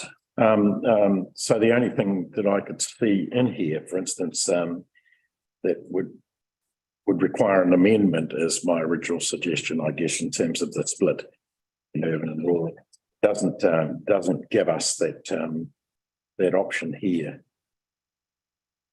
Just bear with me 2 secs. Be replacing E. Yes, it would be. You're absolutely right here. So my moving of that particular thing would be subject to a revised E. Okay. Would you we'll just see what the seconder says. Councillor Ealams. I'd agree with A, B, C and D, and either look at removing subpara E or modifying it to state that ring fencing. Right. Okay, so whilst we debate the resolution, Councillor Old might like to consider either that we separate out E and vote on it separately, or that we amend it in some way. So we'll just give you a couple of seconds to think about that. So we're now discussing a resolution to approve the preparation and submission of a substitute program. Who would like to speak in favour of that? Would like to speak against it? Yeah, well, you've heard my comments, but I don't see why, I don't get any, there's nothing in this paper that says we have to do this today. And the questions that I've asked are not answered. And so I don't see why we're rushing this. We've said, yes, we have to do the ponds. This issue is not going to affect this year's annual plan at all, because we haven't considered, is that correct? You're talking about next year's annual plan? Well, I'm talking about the one we're about to approve. It's not in there. Right, so it's not in there. So It's unbudgeted. so it would be an unbudgeted expense anyway.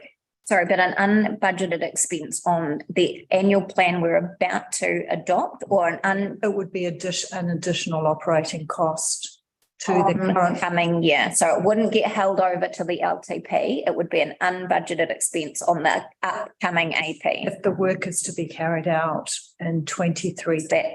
So that's just going to sit unbudgeted with currently noted. But we've got to pay for it somehow. Yeah, and you'd work out how to pay for it in the long-term plan.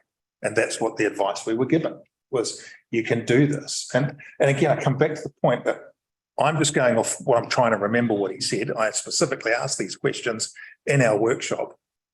And we were given some answers, and I can't remember what it was. And for the life of me, I know Martin remembers the conversation, but I can't remember what the actual answer was. And that's my point. We don't need to make this decision today. It doesn't need to be done today. There is nothing urgent On the table. Yeah, but so what? We withdraw papers, or we send these papers to workshops to get more information. 6 months to have a decision made, so I'm at a loss to why you're doing that. Anyway. All right, councillor Woodcock, then. Yeah, thanks, Mr. Lee. Yeah, I'm with Alistair, I'm afraid on this. Like I said, I asked for the figures to see what it was going to cost the ratepayers, what would add to rates, and until I see all those figures, I'm not happy voting for it. Sorry. Yeah. And I've already expressed my opposition to recommendation 2 for several reasons. One of which is that we're not considering all of the options on how to pay for the work we need to be done. We're not considering what we would have done, as Councillor Bosley said, had we not had the 1.8 million. And I suspect in that case, we would have been trying a little bit harder.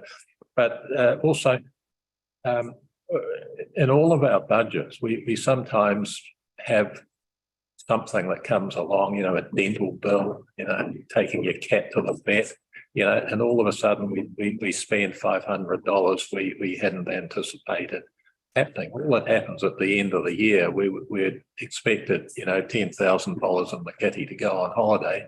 Now we have 9,500, or if we were going to break even, minus 500 in the kitty. It's not, doesn't kill anybody. It's the people who've done the work still get paid. Councillor, I'll just check with Councillor Bosley whether he's okay. Councillor Ealams.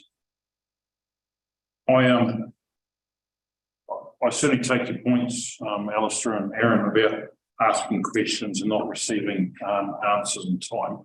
And I think that's just the nature of the beast and of where we're at the moment. There's a hell of a lot of work going on for staff.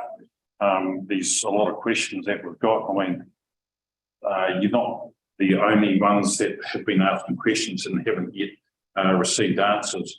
But that's just the nature of the beast. I think, you know, we keep on going around in circles, and I know Alistair last week he used the term paralysis by analysis. But I think we need to take action. We need to make a decision. I mean, I'd like to see those recommendations A, B, C, and D moving forward. Sort out sub-para E and ring fence that funding for other purposes. You'll get your right or reply, of course. Anybody else before then? Right. Councillor Ross. Thank you, Your Worship, and as frustrating as it may be, I know that we're working extremely hard at the moment to try and lessen the impact on our ratepayers right across the district, because we are confronting a number of challenges, as everybody is well aware of.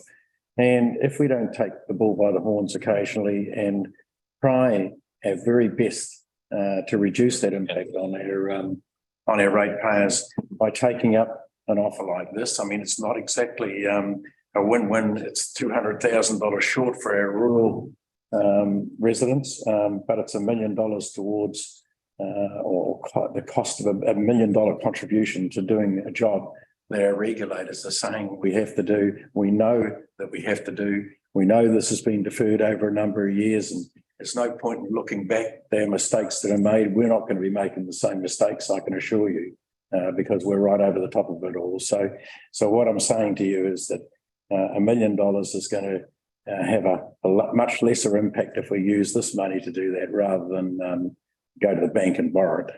Thank you. No, that was the right reply. So we're now discussing or about to vote on recommendation 2, which is that we approve the preparation and the submission of a substitute program request to the DIA Better Off Funding Agreement comprising A, B, C and D. We are not including section E. Is everyone clear what we're voting on, please? Okay, all in favour, please say aye. Aye. Keep your hands up so I can do a count. 1, 2, 3, 4. All against, please raise your hands. 1, 2, 3. Now, Councillor Bosley. I'm against. You're against. Right, okay. Against, so that's, I'll just check with Amy. I think it's 4-4. Yeah. And my normal practice on a split vote is to go with the status quo. Therefore, the resolution loses. I don't think there's any point, therefore, in discussing 2E. Status quo, okay. Yeah. And I don't think there's any point in discussing section recommendation 3 either. Mr. Chair, seeing as that's been defeated, could I please suggest that we have a workshop to examine all funding options going forward so that we can, and we may have to come back to this, as I said, we might have to. It'll be excused for 5 minutes if it don't. Thank you. What we're going to do now is, yes, thanks, Councillor. We were going to come to C1 and then to C2, but actually what we're going to do is we're going to reverse those with Paul's approval, because I can see Anna hiding in the back. So, And just ask a question before Anna comes. Yeah. Where go from here? Because we've got this work that needs to be done and we now have no way forward. I was just suggesting. We've got no direction for our officers, no way forward, and work that must be done before we find ourselves non-compliant in further areas. we will ask for further advice from the CE on that. Right, Anna, would you like to come and join us, please? Oh, absolutely, Robin. Nice to see you both there. Come along. You were hiding in the shadows a little. You know who I am. I do, Robin. Thank you. But I suggest you both do introduce yourself so that. Amy, have you got my? Thank you. Good afternoon, everybody. My name is Nelson, the General Manager for Destination Wairarapa. Yeah, I'm Robin Dunlop and I chair Wairarapa. So I thought I'd come along and so you know who I am. Thank you. We do take it seriously what council thinks about us. Yeah, just right. Alan had to apologise today. Right, okay, thank you very much. I'll just get you to say that again, if I'm like Robin, because there was a little bit of noise in the background, so. Okay. Thank you. Yeah, so I'm Robin Dunlop and chair Destination Wairarapa. Yeah. And I apologise for Alan, who's not able to be here today. And Alan is the council's representative of Destination Wairarapa. Okay, so what's going to happen now? What's going to happen now? Thank you very much for having me today to speak about tourism. What I'm going to do firstly is go through very quickly the destination management plan. This is a wide destination management plan. The reason being, some of you will be familiar with it and some others won't. And I thought it was a good opportunity to do a quick refresh about what it says, what the community said they wanted out of tourism, and then have an update of where we are at with certain aspects of it. And then I'm open for any questions you may have about anything else to do with tourism. Bear with me, I haven't used this particular screen before, so hopefully I'll swipe in the right direction. Whoop, right.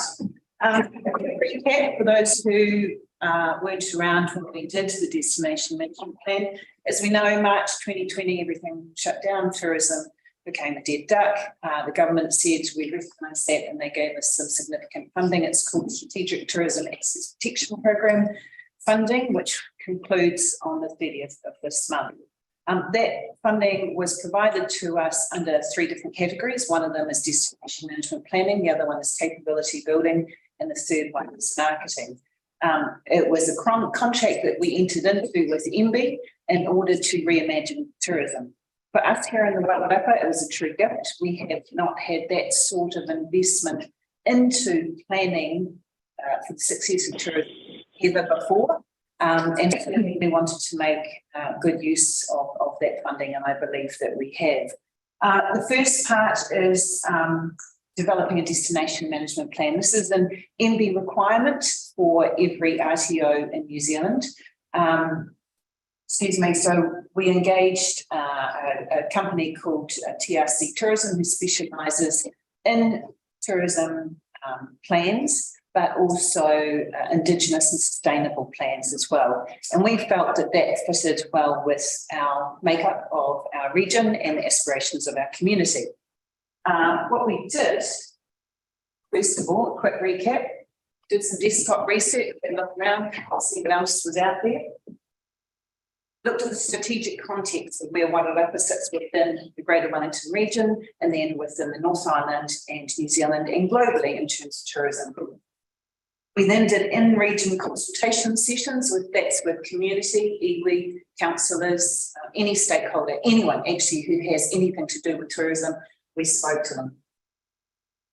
There was an online social pinpoint app that TRC Tourism specialises in, which was spread sent out by our networks, but also the council networks as well, so to ensure that community had a voice in this plan as well. And we conducted Colmar Brunton research. Quite expensive to do Colmar Brunton, but again, utilising this funding that we got from the government, it was an opportunity to really understand what the data was saying about our region, what people wanted out of our region. Normally we get lumped into Wellington figures. Right. So quickly run through, what does the community want out of tourism? Social wellbeing, increased employment, bring whānau home, multi-generation approach, stable employment, positive social license maintained, and family-friendly experiences. That's what our community asks for. Environmental wellbeing, environmental regeneration programs, water quality, this here was our iwi's biggest slide. Cultural wellbeing, more Māori stories to connect people in place, rangatahi knowledge, early history and heritage, and our environmental heritage. Wanted to celebrate those things. And finally, over here, maximise the economic benefit from tourism, cross-sector collaboration. So things like farming or agritourism with tourism, putting the two together. Future-proof transport, that's in, out and around. People interested in their communities and investment in sector support and neighbours. This is what our community said that they want from tourism. We then looked at the Colmar Brunton data and said, well, okay, if you've never been to the Wairarapa but you've heard about it, tell us what you know and what you want to see. The hero experiences that they know about our region, big skies, open spaces, the environment and pukaha. So this is unprompted. Tends to suggest that everything apart from pukaha that people know about our region is free. That's an issue when we look at the economic impact. Supporting themes, dark skies, primary industries, food and wine, cycling, Māori tourism and storytelling. This is things that we can wrap around those hero experiences that we can leverage on. What are the requirements for growth? New product development. Across all the supporting themes, an event strategy. We do not have a joined up event strategy like most other regions. Lower Hutt, Upper Hutt, Palmerston North, Wellington all have an event strategy. These are the opportunities that exist. Business development and support, staff and training of employees. Infrastructure and amenities, understanding connectivity and navigation through the region from a transport perspective, solving issues, maximising potential opportunities. This is what the demand data told us. From there, this is what we distilled it down into our 4 brands that we talk about when we're marketing the region. Always exploring. This one here is a nod to our early people to the region. So whether you're kupe arriving to New Zealand and exploring, or it's early settlers arriving here and exploring the region. We have a number of people who come to the region to create a new life for themselves, and that's one of the themes. Village charm. We have 5 unique villages, all with their own personalities and an opportunity to talk about the cool things that you can do within that village charm. Passionate producers, people who are really passionate about what they do and what they create. And that says wild contrast, a nod to the ragged ranges of the Rimutakas, right to the lush fields in between and out to the coast far and beyond. Now, remember, this is a plan not for destination Wairarapa, not just for us. It's a plan for Wairarapa as a destination. All people and all business who are involved in tourism. Wairarapa, a well-established year-round destination where visitors to encourage to discover the region's hidden gems that leave them wanting more. We want repeat visitation. We want people to come back and spend more money here. So the goal is to grow the value of the visitor economy for the Wairarapa that is compatible with the lifestyle, environment, and culture of the region. These 3 words here are very, very important. Our community said to us that we like tourism. We've got good, positive social license at the moment. If you are going to do stuff with tourism, it cannot be at the cost of my environment, my lifestyle, or my culture. That's really important when we move forward and think about growth. So as identified, there's 5 strategic priorities. The first one, effective navigation. We use the lighthouse as one of our iconic images, as a kind of something to pull together and wrap around that we can use to help us guide our way through this plan. Determine the best working structure to understand how we can govern this plan. As it's happened, we've put it under the WED structure, the Wairarapa Economic Development Structure, and the reason being, in terms of governance, it's got all the key people sitting around that table at the one time. We are a region that's relatively small. If we tried to set up a separate governance structure, we'd have the same people sitting around the same table talking about similar things. And also economic development. Tourism is about inward investment, so therefore it sits under economic development. Enable effective leadership of the destination. So that's again, WEDS, that's the governance level. Adequately resource destination management in the region. We're working through that. Improve and future-proof connectivity through the region. Again, something that is being worked on. This is beyond something that Destination Wairarapa can do, but through the work that WEDS does in terms of connectivity and discussions at a more regional level, we can advocate for what we do here.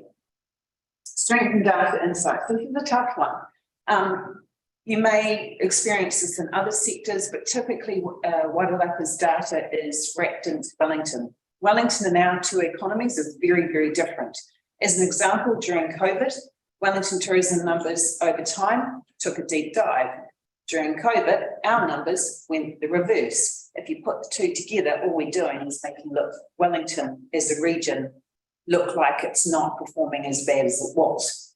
By separating them out, we can understand better what is actually happening in our region, but we don't really have the data insights about what's happening here in our region. Not quite sure this body, bear with me just a second. I can't remember what the box says. Development of career and education pathways to enable industry growth. Great. So that is also being worked on currently, and that's the workforce groups. There's a tourism hospitality one that's really just kind of kicking off. It's a bit slow to start, but because they were very tourism hospitality operators, they had a really, I was going to say tough time. It has been tough for them. They've had a busy summer, but also very little staff and problems with staffing. And therefore, a number of our operators have not just been working in the business, they have been washing the floors and making the beds and chopping the carrots, as well as trying to think about the future. And it's difficult to get people together to talk about what they need in the future in terms of skills and workforce development when they're so busy already. But we're working on that. Strategic priority number 2, develop experiences that support the positioning of the region. So when we're talking about the dark skies experience or opportunity, Five Towns Trail is another one.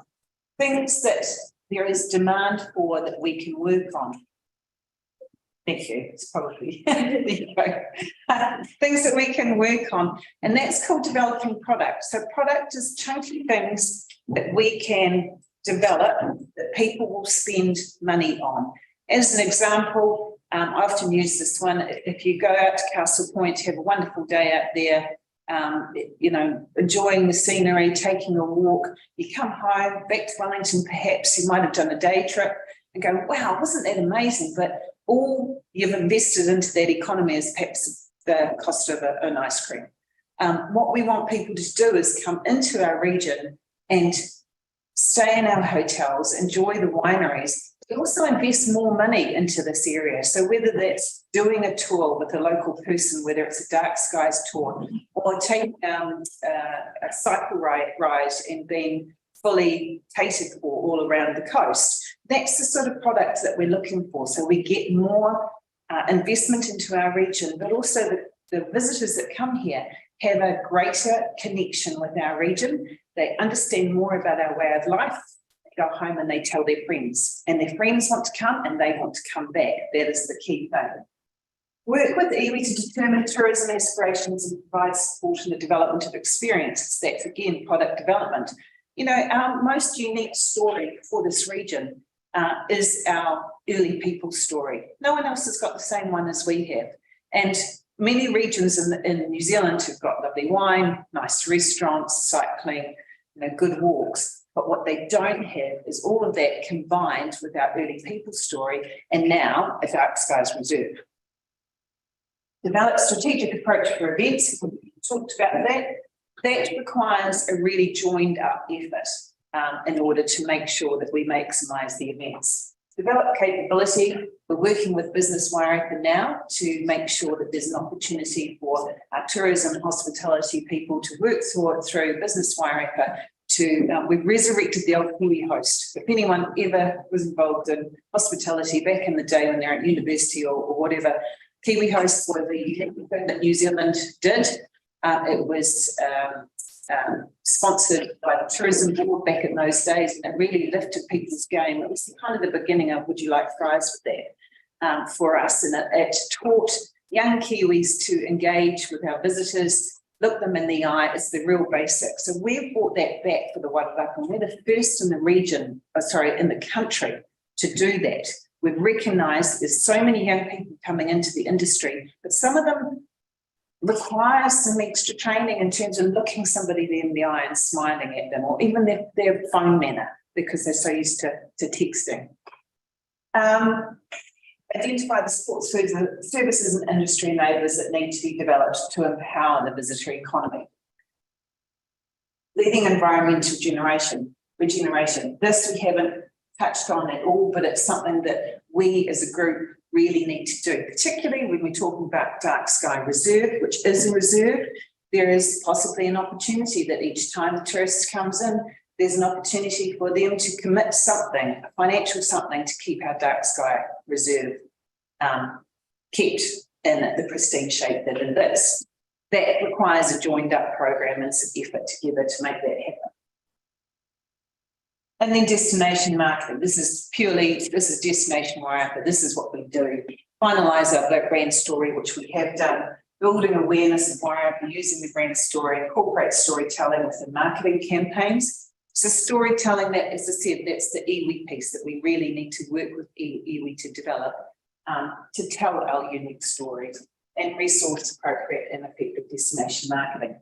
Now, I just wanted to give you a quick update now onto one specific thing, which I know is dear to many of your hearts, considering that you've invested a lot of time, resource and energy into making it happen, and that's the Dark Skies Reserve. As you know, January earlier this year, we were accredited the Dark Skies Reserve status international, which is fantastic. In terms of the context, Jarvis McDonald Group was the economic study or the business case that kicked all of that off, and it estimated an additional 1.15 billion over 10 years with nearly 2 million additional guest nights. That was based on a model, Tekapo, very different market in terms of visitors going there, also where they can stay, how they get there, etc., etc. In 2021, we used some of that STAT funding from the government to engage Martin Jenkins to say, hey, what is the real opportunity for the Wairarapa? Does it actually exist? Now, based on this one back here. And they came back and said, absolutely, there's absolutely benefits, significant benefits for the Wairarapa to leverage the accreditation and really make something of it. But it will need fully focused support with a full project plan and funding that was recommended. That's what they said. They give any indication about how to measure that? How to measure? No, it was more of they did a lot of research. They spoke to people who were working in that space at a particular time. They looked at previous documents. I mean, it really scratched the surface, as you can imagine. Jenkins they're not cheap. So in order to take it the next step forward in terms of the number crunching, that was going to require some more money. But I can report that in the Mackenzie County district area, the estimates are that the Dark Sky Reserve there generates $1 million a day, more or less, and that's taken off EFTPOS data. I suppose my question comes to the 2 million additional guest nights over 10 years, so that's what, 200,000 a year or something or other. Yeah. We don't have that ability to absorb that in the Wairarapa, so people are going to make decisions to invest based on this. So So that's there is the actual economic benefit for our region. Those numbers haven't been calculated, but it will be less than that. For and I guess drawing back to what the community said to us, we like tourism, but not at the cost of our lifestyle, culture, environment. That's what we have to keep in mind and make sure that we are managing the growth. We are all managing the growth, keeping that in mind so that we're making the most of the opportunity, but not letting it blow out. I guess get in front of it, not be behind chasing it is what I'm encouraging. And that's what Martin Jenkins was saying. Absolutely there's an opportunity, and that's it, but it needs to be managed.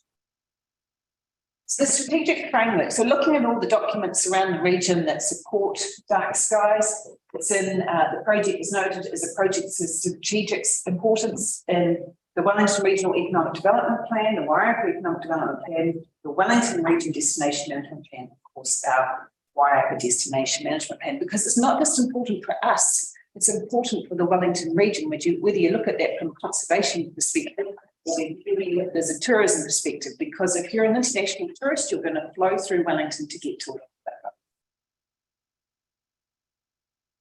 The problem, however,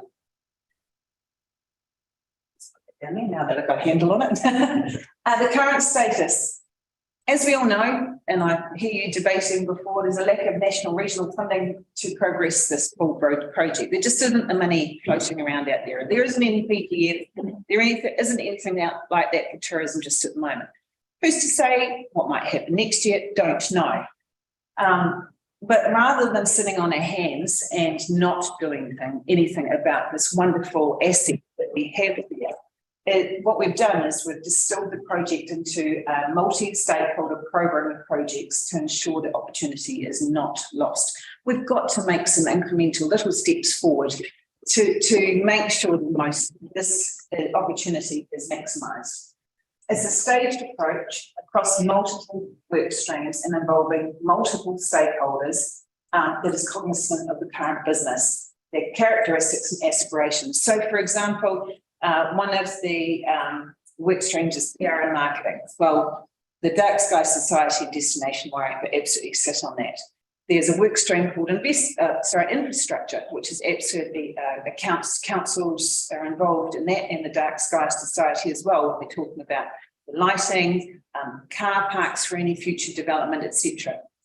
Excuse me, Anna, I might just ask you to wrap up very quickly because we're nearly at the end of time, and I suspect Councillor Plymouth won't be the only one with questions, and I'd like the whole room to have a go. Absolutely. Absolutely. So the key thing is, at the end of the day, we're working on a program of projects that is, as resource allows, to keep progressing this forward. It's not ideal, but we don't want to lose the opportunity. And so we've asked WEDS for some funding from the current year, which they've agreed to, and we've got a proposal for a little bit more in the next year. It's not going to be enough, but it gives us a few more months to get through, to see what happens, to see what other funding opportunities come up. Thank you for that. Thank you. Any questions? Robin, anything you want to add? No, I think you're short of time. Get the question. Councillors. Perhaps just one while they're thinking about it. Anna made a very interesting point about going getting ice cream at Castle Point. That is a bit of a problem. They just do a day trip, they go and do a walk, they buy an ice cream, that's it. This is one big advantage. It's very difficult to do that in a day when you want to go and look at night sky. So it does give you far more likely people will stay.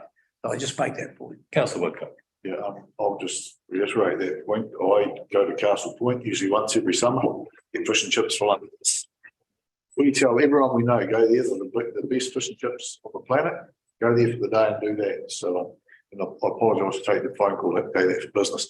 And very, very good what I've seen in the presentation. There were some really nice little points in there that come across really well. Thank you. Cheers. Thank you. Okay. Paul, did you have a question? Not at this time. Not at this time. Right, Paul. Russell, you do. Yeah, Anna, thank you for your presentation, and Robert. I just want to make a passing comment in terms of elements of what you've expressed there and captured in your condensing down to the focus points. There is a lot of alignment between what we've done on the spatial plan, which is our 30-year document, and sitting under that, our 10-year LTP. Yep. With its foci on across the 4 well banks. Okay. So I think we should leave the room with all that confidence there. Yeah. And it spreads across social, cultural, economic and environmental. Yeah. So, as well as Dark Sky work that this council has done. Yes. And where we need to head in the future. Yeah. And I think that's one of the key messages that also is that the opportunity for the Wairarapa going forward from here is great. This plan has brought us all together and really focused us on what we need to do and also what we don't want to happen. We don't actually want to take over because they're having to right a ship. We're sailing one. We're going to launch one and do it properly. And so it's really exciting tourism in this region. And South Wairarapa is arguably the strongest area for tourism. And I guess I just wanted to give you confidence that we're continuing to do that. And yes, we work with all 3 councils to make sure all of these programs and plans are working through. We're working through that destination management plan when and how we can. I really appreciate the opportunity, those who give you an update that it is happening in a really positive way. Well, thank you very much, Anna. Thank you, Robin. We're going to call an adjournment for 5 minutes for, well, could be for a drink of coffee, it could be for a comfort stop, which incidentally reminds me that if you're looking for tourism for older people who often have money to spend, make sure there are plenty of comfort stops. True. And thanks for the council's support for us. Thank you. Cheers.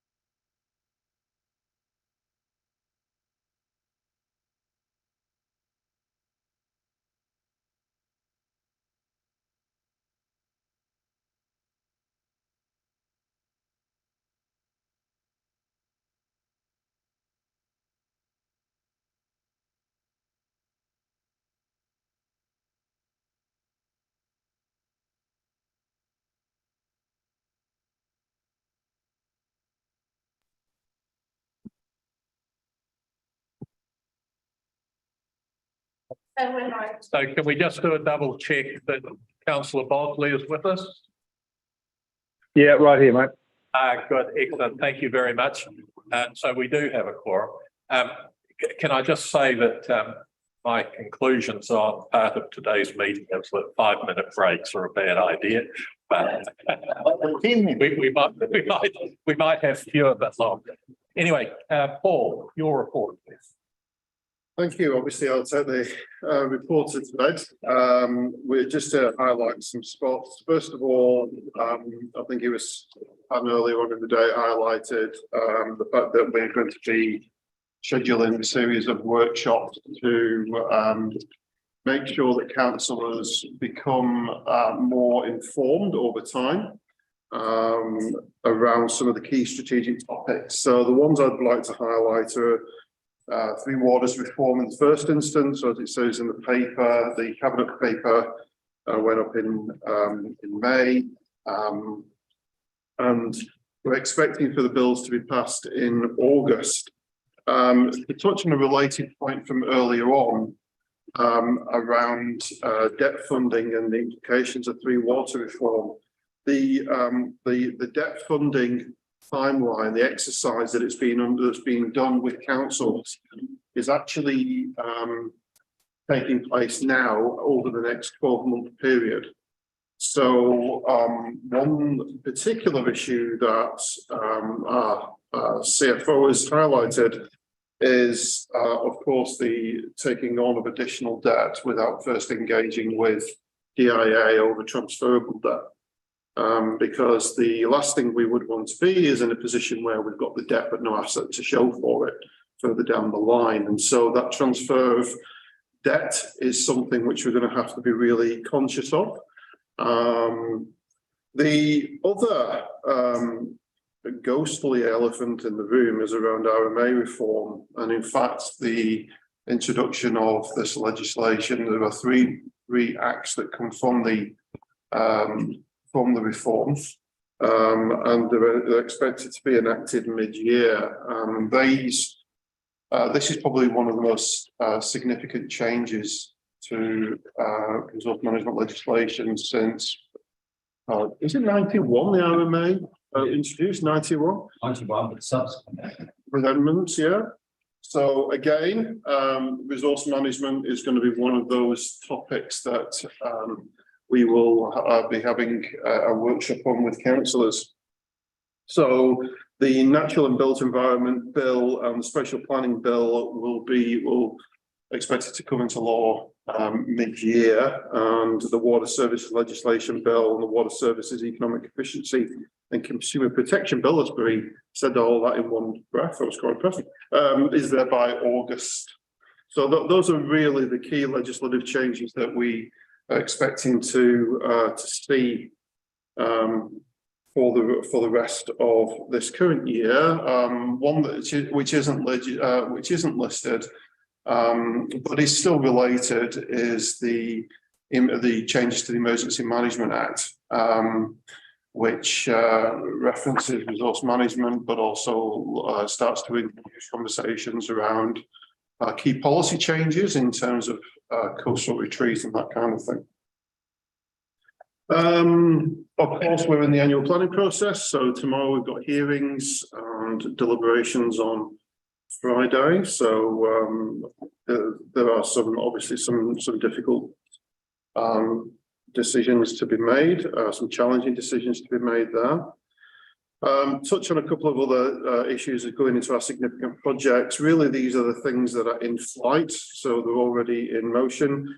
The rating review, obviously very cool. The next proposed council workshops on the 23rd of July, with consultation aiming to get underway between July and August.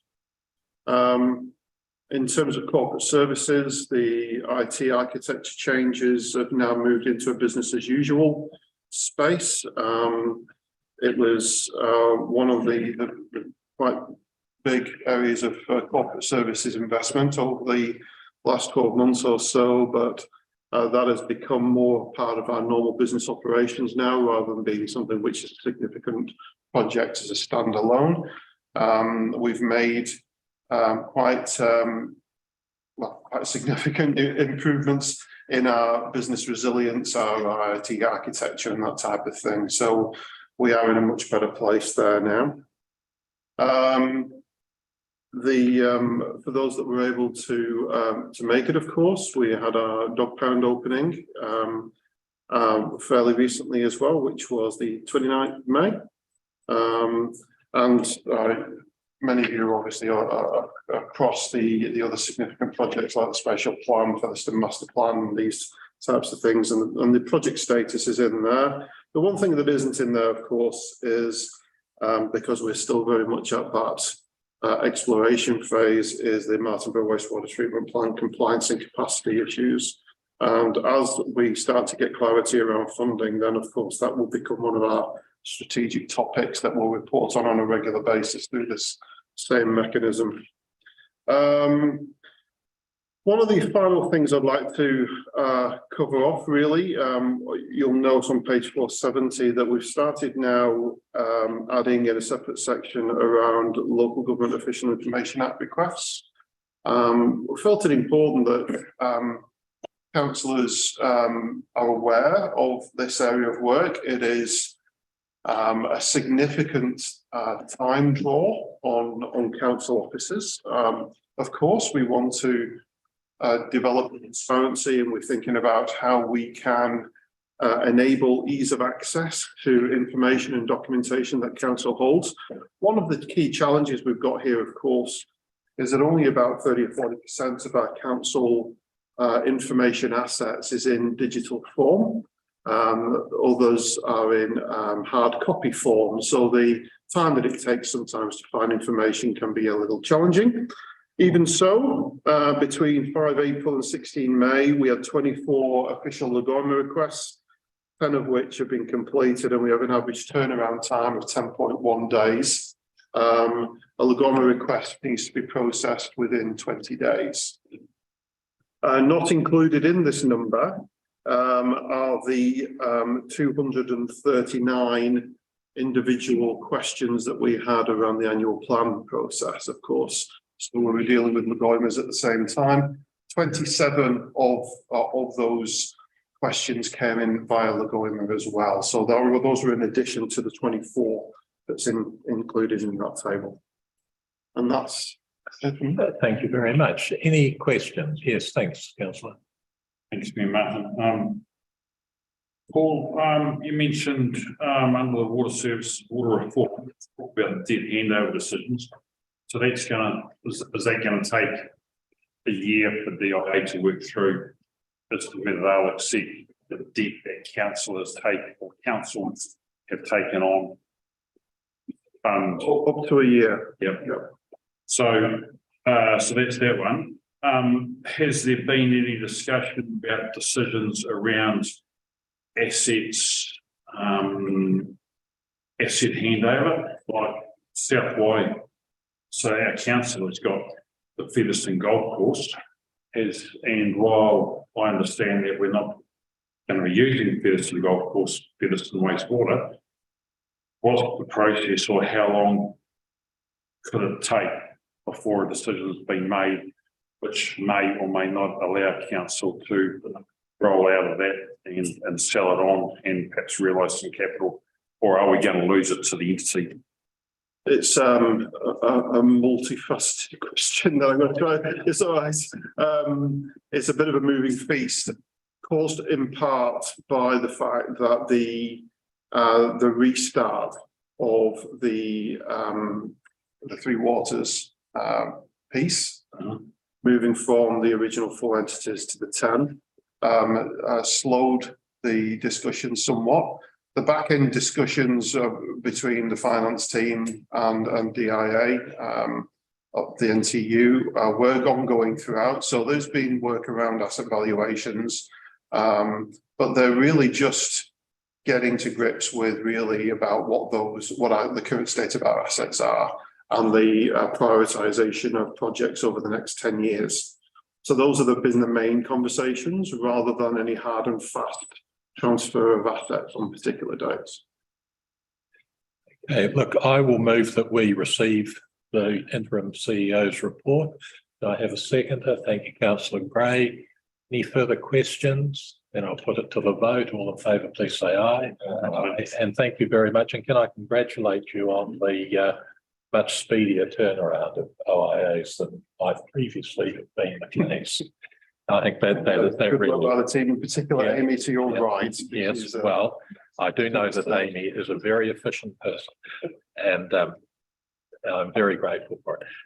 So the action item report. About page 489, I think.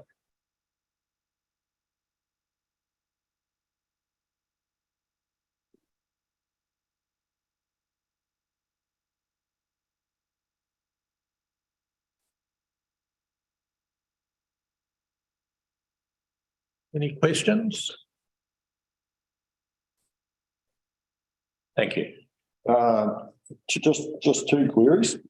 Number 126, Jim Headley's queries on the, were supposedly going to be put on the next ICS agenda. We didn't see him, did we? I can talk to that through you, yeah, Martin. Sorry, what number is that? 126. page 494. Right. The last one. 494. I just keep on losing it. Sorry, apologies. I have, while it hasn't been added to the agenda, I've been in discussions with Robin and Stefan, sending emails backwards and forwards, looking at different options and ideas and solutions. Off the top of my head, I just can't recall where we're at, but certainly I haven't let it go. Well, possibly I could fill in a couple of points.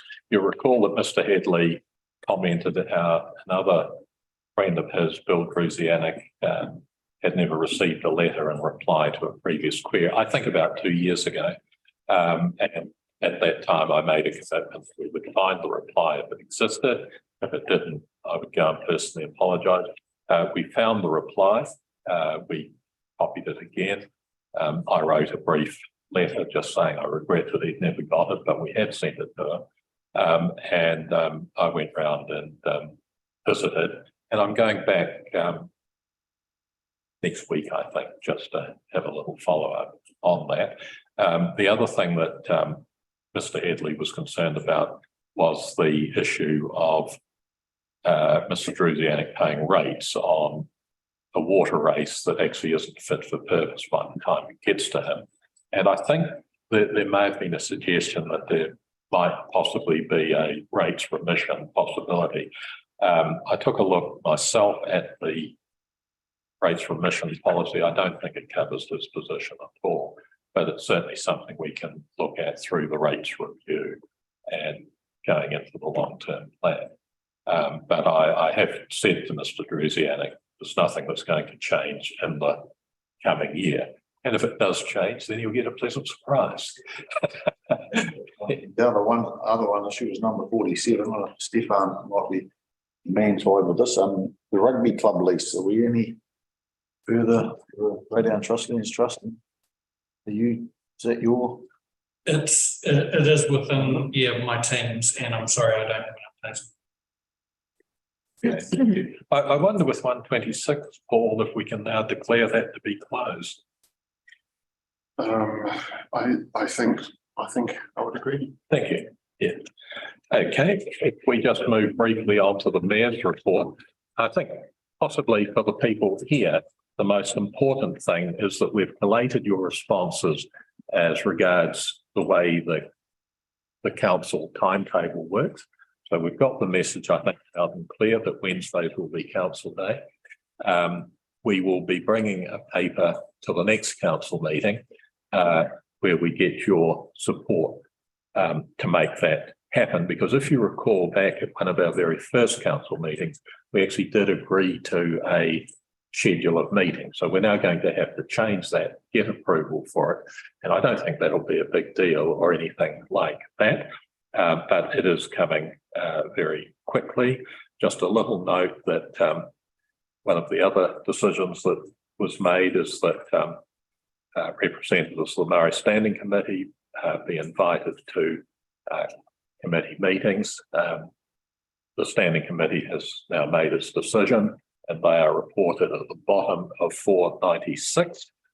And the other thing which I do seek agreement to, I received a reasonably long letter from Neil Holden of New Plymouth District Council, who wants a whole lot more emphasis given to the issue of transport funding.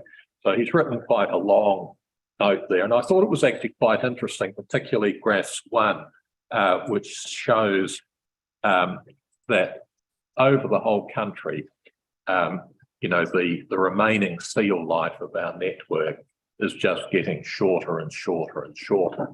And that represents to some extent a lack of investment in that area. So I will move that we receive the report from the Mayor.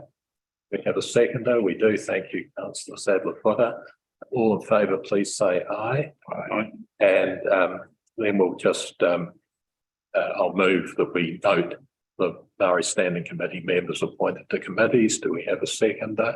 We do. Thank you, Councillor Gray. All in favour, please say aye. Aye. And the sort of thing we can either agree or disagree on is, do we support the New Plymouth District Council or not? Any comments? I just say, I wrote down here, I love the roading initiative by the mayors to contact all political parties. The more pressure we can put on them, the better. Excellent. I agree. Agree. And Colin agrees. Well, I think I sense agreement. So I will move that we do agree. Councillor Elam seconds that. All in favour, please say aye. Aye. Excellent. I shall communicate that to LGNZ. We have at the very end of our large 501 document, a report from Alan Hogg, who's our appointee on Destination Wairarapa. Is there anything we wish to comment, note or observe about that? I think we probably had a somewhat more substantial briefing on the topic just a few moments ago.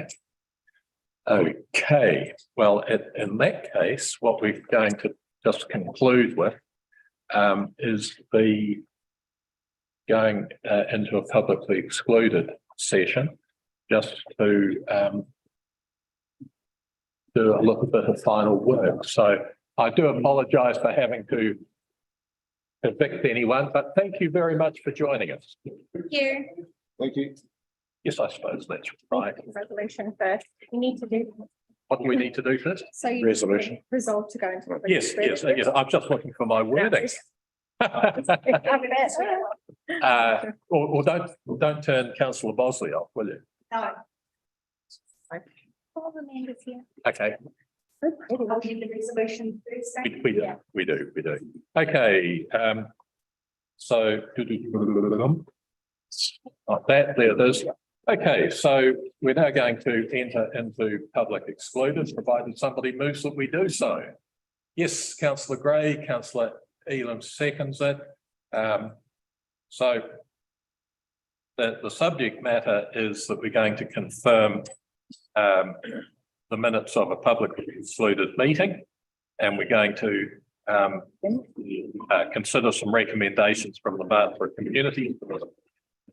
And the reason we're going into committee is that we either wish to protect the privacy of natural people, we need to withhold some information for commercial reasons, or to retain legal professional privilege, or that we need to withhold it in order to carry out our duties at tax prejudice or disadvantage.